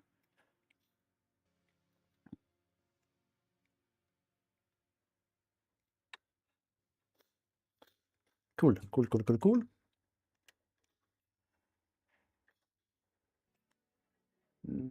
Yep, it seems just the current limit. Let me adjust the current limit, because 2 amps for this board is not enough. Yep, 1.6 amps is absolutely fine. Let's use it with bench power supply.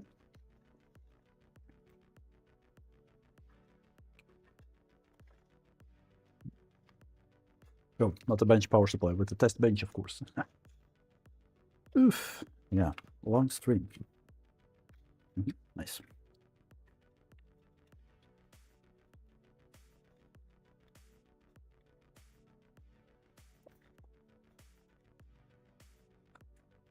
So basically this GPU was working, this board was working, but it had some issues on stress tests.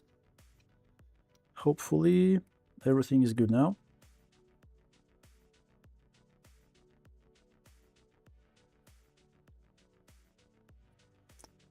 Cool. It's currently using onboard. Let's oh yeah, I should have plug in the HDMI cable. Oh, where should I place it? I want my keyboard on my test bench. BIOS, please, BIOS. Let's switch to the external graphics. Then I'll plug in the HDMI and we should potentially see the picture.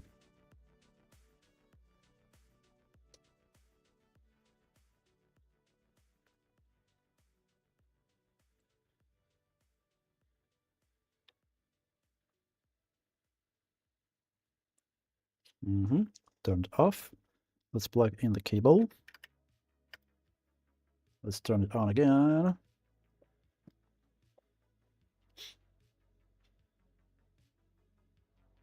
We have a picture. Cool. So basically, I believe it's fixed. The only thing left is to run some stress tests. I'm not sure if I want to run them with this cooler. Do we have some time? Yeah, we have some time to assemble the board back, at least. At least temporary. I won't probably use the new pads for the memory. Maybe I'll use some thermal putty. I don't know. What I want to see now is the driver installed. Yep, the driver is installed. Cool. No errors there. GPU sets.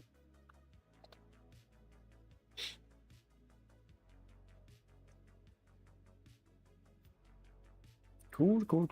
Everything works great. Like one PCI Express lane, of course, because we're using riser.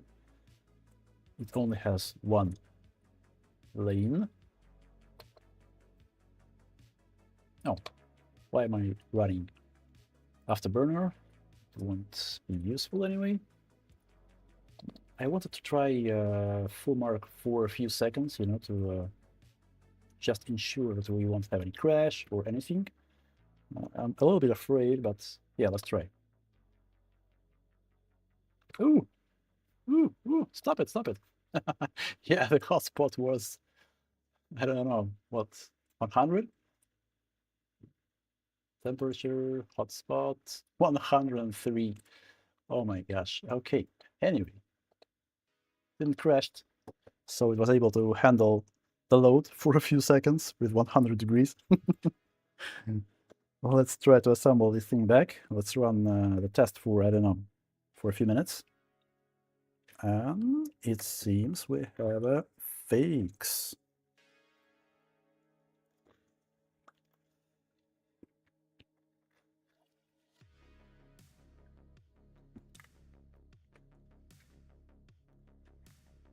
But yeah, with that 1080 Ti, I don't know, should I double check all my toner memory chips? But probably I shouldn't, because these boards almost never come in for repair, and checking all these chips will just take too much time without any potential benefit. Just knowing that they are okay, but whatever. If I won't use them anyway. Okay, so let's quickly clean the chip. Let's try. I want to see that we have a proper contact between the core and the heatsink, because with these 6900, 6800 GPUs, it's a very common thing to have a sag. I think we do have a little bit. Oh yeah. This part here is a little bit bent. So yeah, sometimes they do not have a proper contact anymore with the core. So I want to put. Oh, sorry. Damn it! I always forget about the scene. Okay, I want to put few.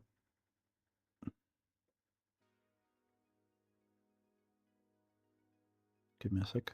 1, 2, 3, 4. Few dots of thermal paste. I want to check what's the footprint for these 4 points in each corner. So I'll put the board on a heatsink.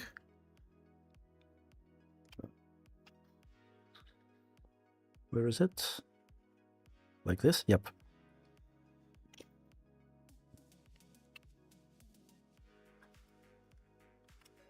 I'll screw it down, then I'll disassemble it again, and I'll check the footprint for these dots. If they are good enough, then okay, cool. Because sometimes, even without pads on a memory, you will see a pretty bad contact, pretty bad footprints. Even without the pads on memory. With pads on, it will be even worse. So yeah, I want to see. Okay, should be enough.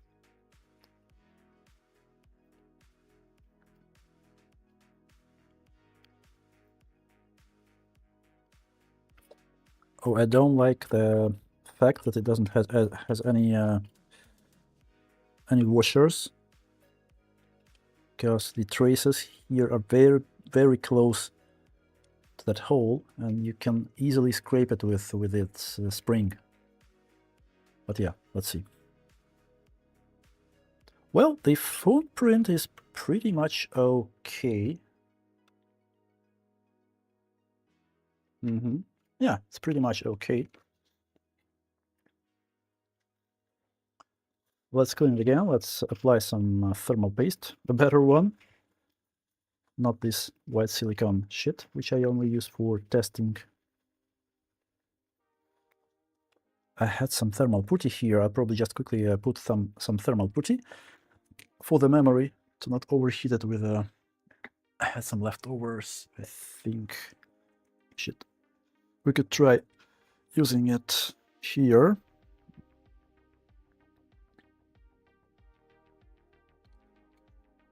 Will it be enough?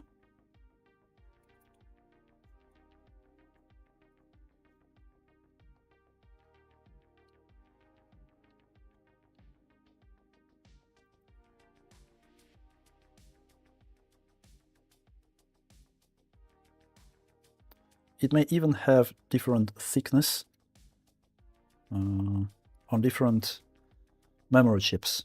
When the board is bent, you may really get different thickness, like on these chips, It happens.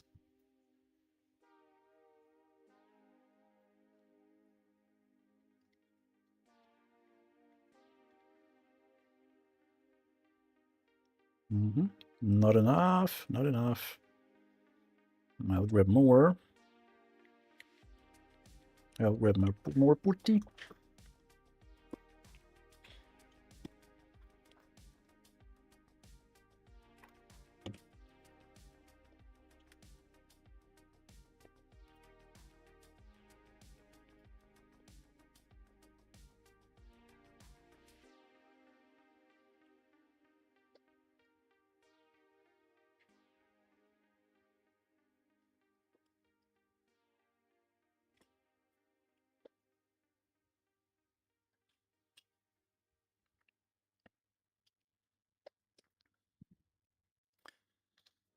So yeah, I see no issues for now. I hope it will work in stress tests. And it'll be it.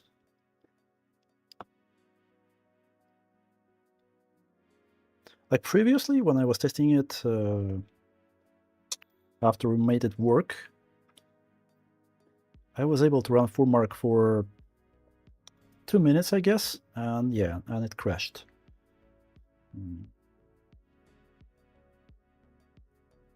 I'll use half of this one.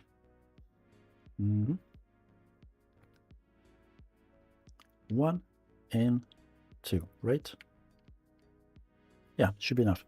Okay, let's use cranouts, of course.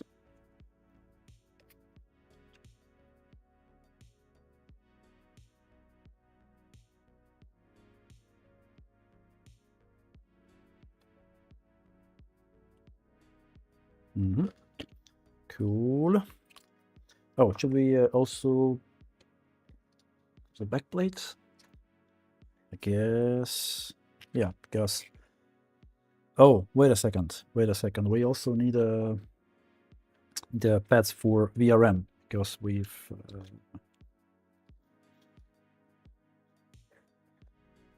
1.5. I wanted to use 1.5 here. Give me a sec. I'll find a proper pads.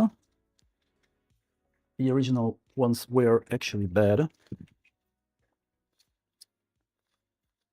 Yeah, 1.5. Cool. Oh, it's unopened.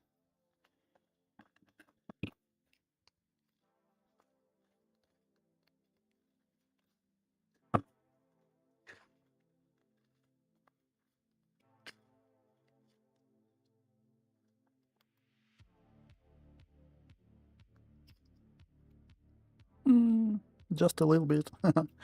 Okay.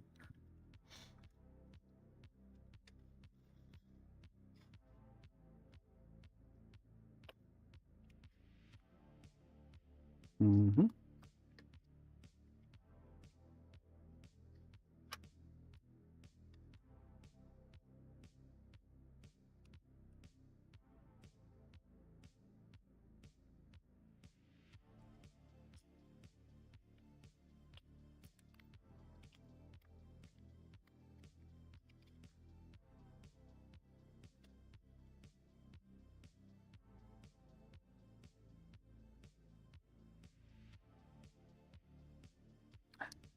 Just a little piece. Come on.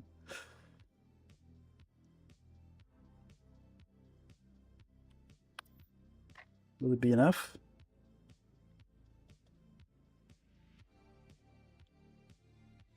Okay. Okay.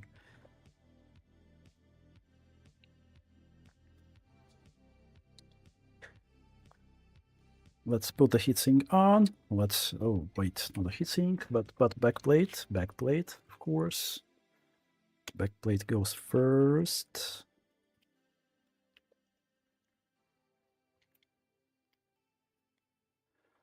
How's your cube, Psyhinge? Did you manage to get everything working as you initially wanted?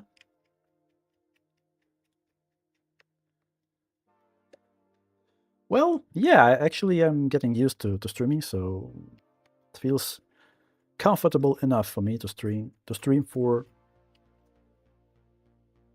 a long time, it seems.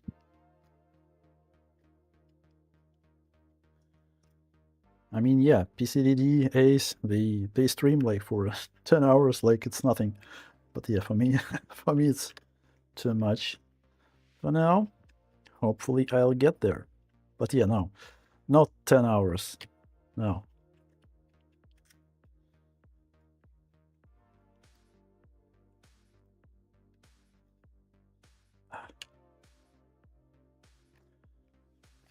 Come on. Nice. A lot of screws. I don't like when these bake plates have that much screws. 2 more to go. Right? Yeah, probably 1 more. And we're there. Now we need to put this frame on.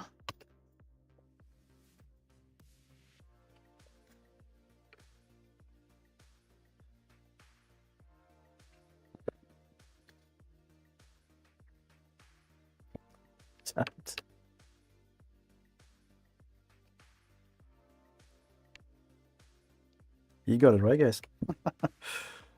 I'm a little bit too hasty. Sometimes I'm too hasty. You have no idea what I work on. I have a little bit of idea what you work on. You told me, but yeah. There's so much crappy software to control DMX devices. How time? Yeah, I've just screwed down the all the screws and then I understand that I shouldn't do it, because I should have placed the frame first. So all of them should be unscrewed. Now we should do the thing, right? Yep, probably. Oh my gosh. Anyway, it will be integrated in that software, so I can control two devices locally, DMX over Wi-Fi and Cube on new ASP board over Wi-Fi. Yeah, some serious chemistry is happening, right? You're like the, Mr. White cooking some cool devices.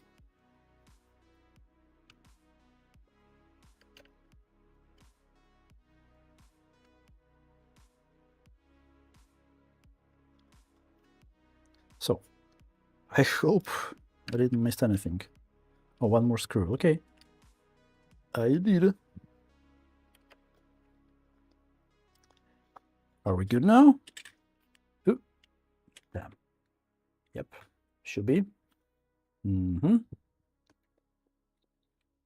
Oh, I totally forgot to spread the thermal paste. I mean, it can be, it can work like this, but still, this core is pretty big, so I prefer to spread the paste properly.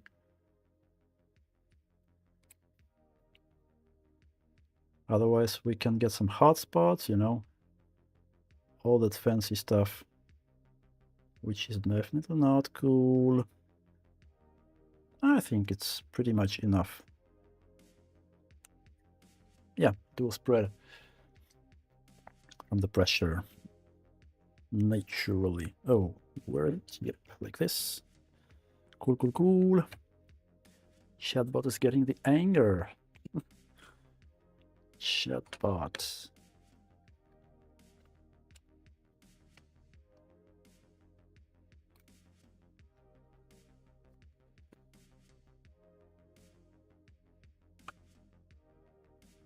Good. I hope it will be enough for this thing to work.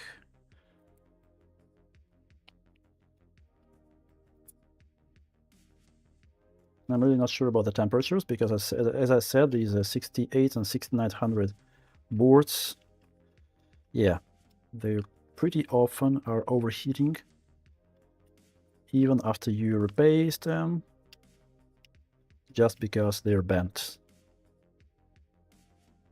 They can easily get bent.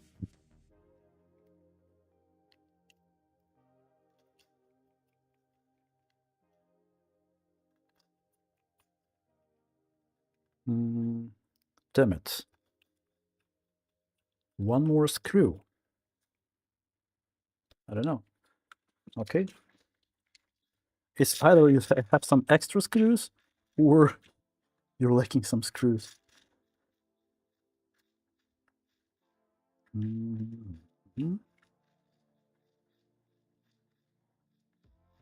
Okay, I have a lot of similar sizes, but I want to find exactly the same thing, like this one. Nice. Okay. And now let's try. Let's try it on test bench. Damn, this thing is huge.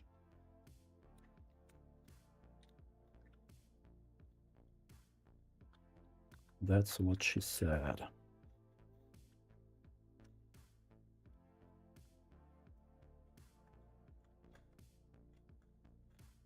Nice. I'm in. Oof. Let's try to power it on. I hope we will see the picture.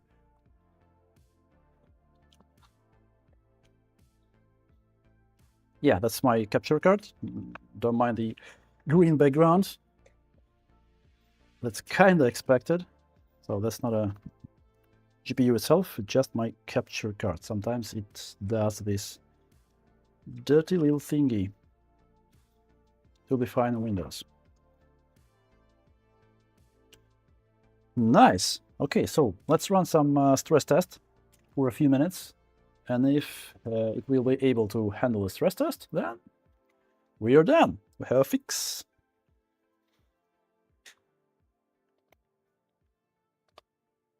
Let's make sure that we see all the 16 lanes.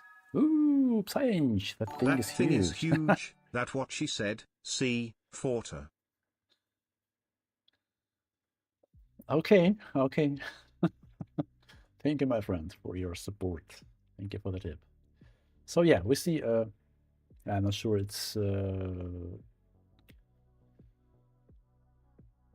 enough on our stream, but still, 16 lane, all 16 lanes we have, damn it, not this one. We have all the 16 lanes from 4 PC Express connection, so it's good.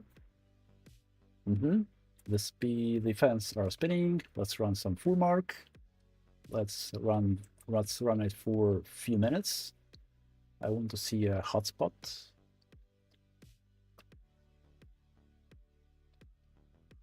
No, it's not skyrocketed, so the temperature is pretty much okay. Cool. Delta is 14, 15 degrees, which is expected for Radeons. I mean, usually it's even higher. I've seen a lot of Radeon GPUs with delta like 21 degree, and that's okay. It's kind of okay. So potentially, mission passed, I'm not sure. I want to see some 2 minutes, probably, on full mark to be able to tell that, yeah, we are good. Yeah, the fans are spinning. The temperature is not skyrocketing anymore. Like, yeah, 14, 15 degrees delta, pretty stable. I'm happy with that.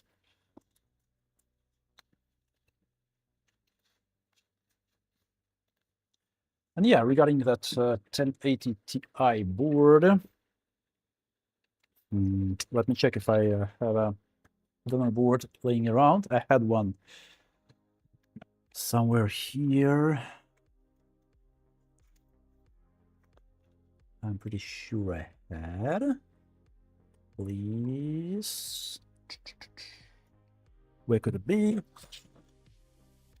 Maybe this one? Nope. This one. This one. Nope. Memory. All these boards. Okay, I can't find probably it right now. This one. Nope. Yeah, I'll try to find the proper donor board later because I can't see anything right now, but I definitely have something somewhere with 5x memory. Oh, yeah, probably I found it. I know for sure this board was working. It had some weird issues. Asus board, if it has the D9 VRL, then I'll just reuse it. Like it was working, it was giving the picture.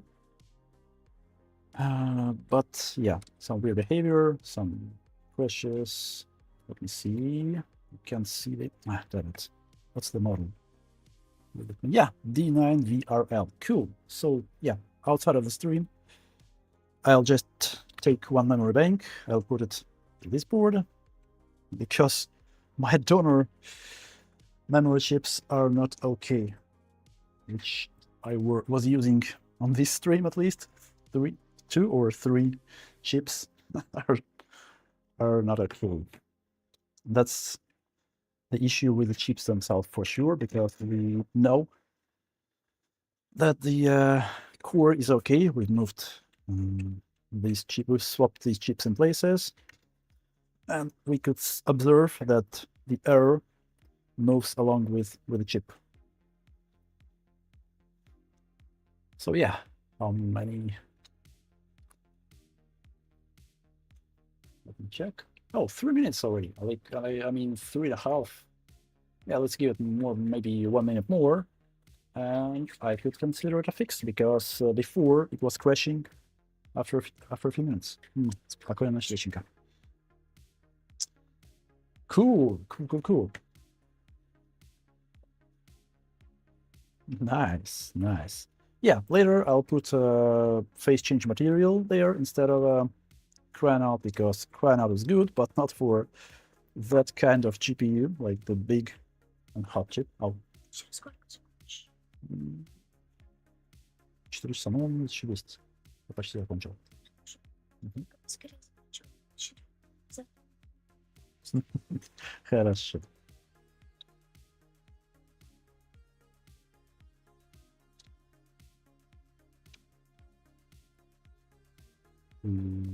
Yes, I mean, it's 5 minutes already. The temperatures are good. No issues. Of course, I'll run a longer stress test, but for now I see that it's fixed, because before it was crashing after like 1.5, 2 minutes probably. Now it's working, like 5 minutes already. Good, good, good. So outside of the stream, I'll replace the thermal paste with phase change material. I use the Honda usually. I'll put proper pads on the memory. I should measure actually the width there, because as I said, the board is definitely bent, so most probably it will have different thickness of thermal pads. Maybe I'll just use that same thermal putty instead of pads on memory. But yeah, other than that, we have a fix. Let me confirm it. Cool, cool, cool, cool. I'm glad to see that. Okay, let's shut down the test bench. Good, good. So we have a fix today for that board. We potentially have a fix for this board, because we definitely know for sure that the issue is with memory chip. So both my donor memory chips go to actual bin like this. So yeah, I'll take off the memory from, which one was it? Well, whatever, I put it somewhere, I don't know. From the donor board, I'll put it here, because the donor board was working, like it did some weird stuff, but the memory chips were okay there. I replaced the chip, and yeah, potentially it's also a fix. I think that's it, guys. I'm really glad that we managed to fix this one, this huge baby.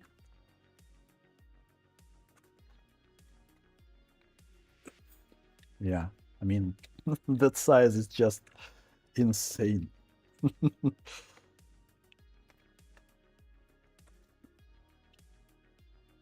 It barely fits in case. I mean, I had the similar board in my wife's PC.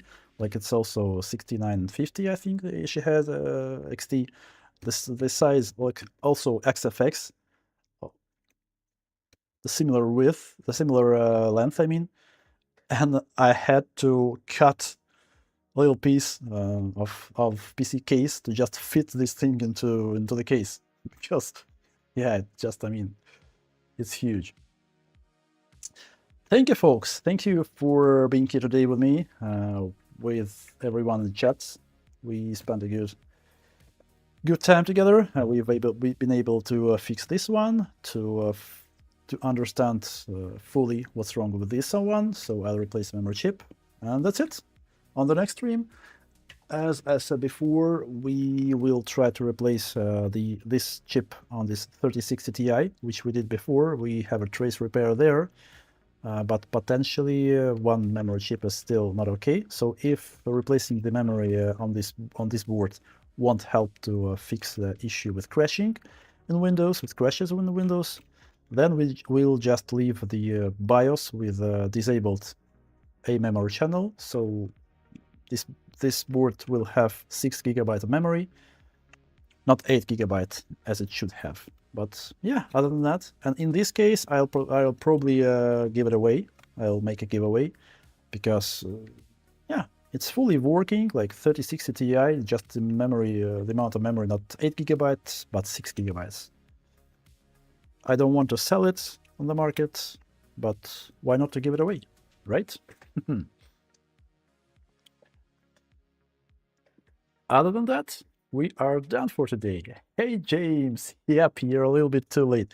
But yeah, other than that, it was a pretty interesting, actually, to some trace repair on this board.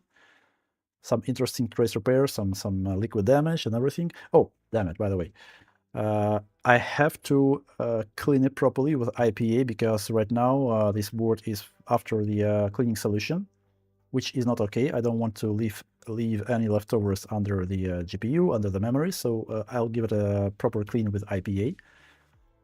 But other than that, this one is fixed. This one is basically fixed. So cool. I'll watch back the stream from the beginning. Yeah, thank you. Yeah, some interesting stuff there. Thank you, folks. Thank you for the stream, and see you on Wednesday. Yep, on Wednesday. I hope I'll get my boom arm for my microscope until that day, but I still won't be able to rebuild the bench for the Wednesday, but still, hopefully. Thank you, folks, and have a good day. Oh, yeah, let's try to have a redirect if someone is streaming. Maybe Ace. Maybe, oh, damn it, wrong keyboard. A lot of keyboard, a lot of mice. No, a lot of everything.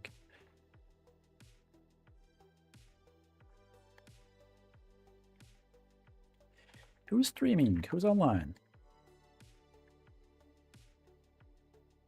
For some reason, my YouTube translate the entire chat, like on YouTube itself, on streaming live stream page. It's so weird, like to see all the Russian. I know that the messages are in English, but I see Russian translations. It's really creepy. Anyway, let's see who's live. Oh, I see that board repairs is live. Yeah. Send him some hellos, some greetings. Smile, yeah, we're already done for today, but thanks for popping in. Yeah, thank you guys. Send some greetings to board repairs, right? Was it? Yeah. Repair Labs. Sorry, I see that I see that the stream name is board repairs, and messy at the end of the day. Thank you guys. See you.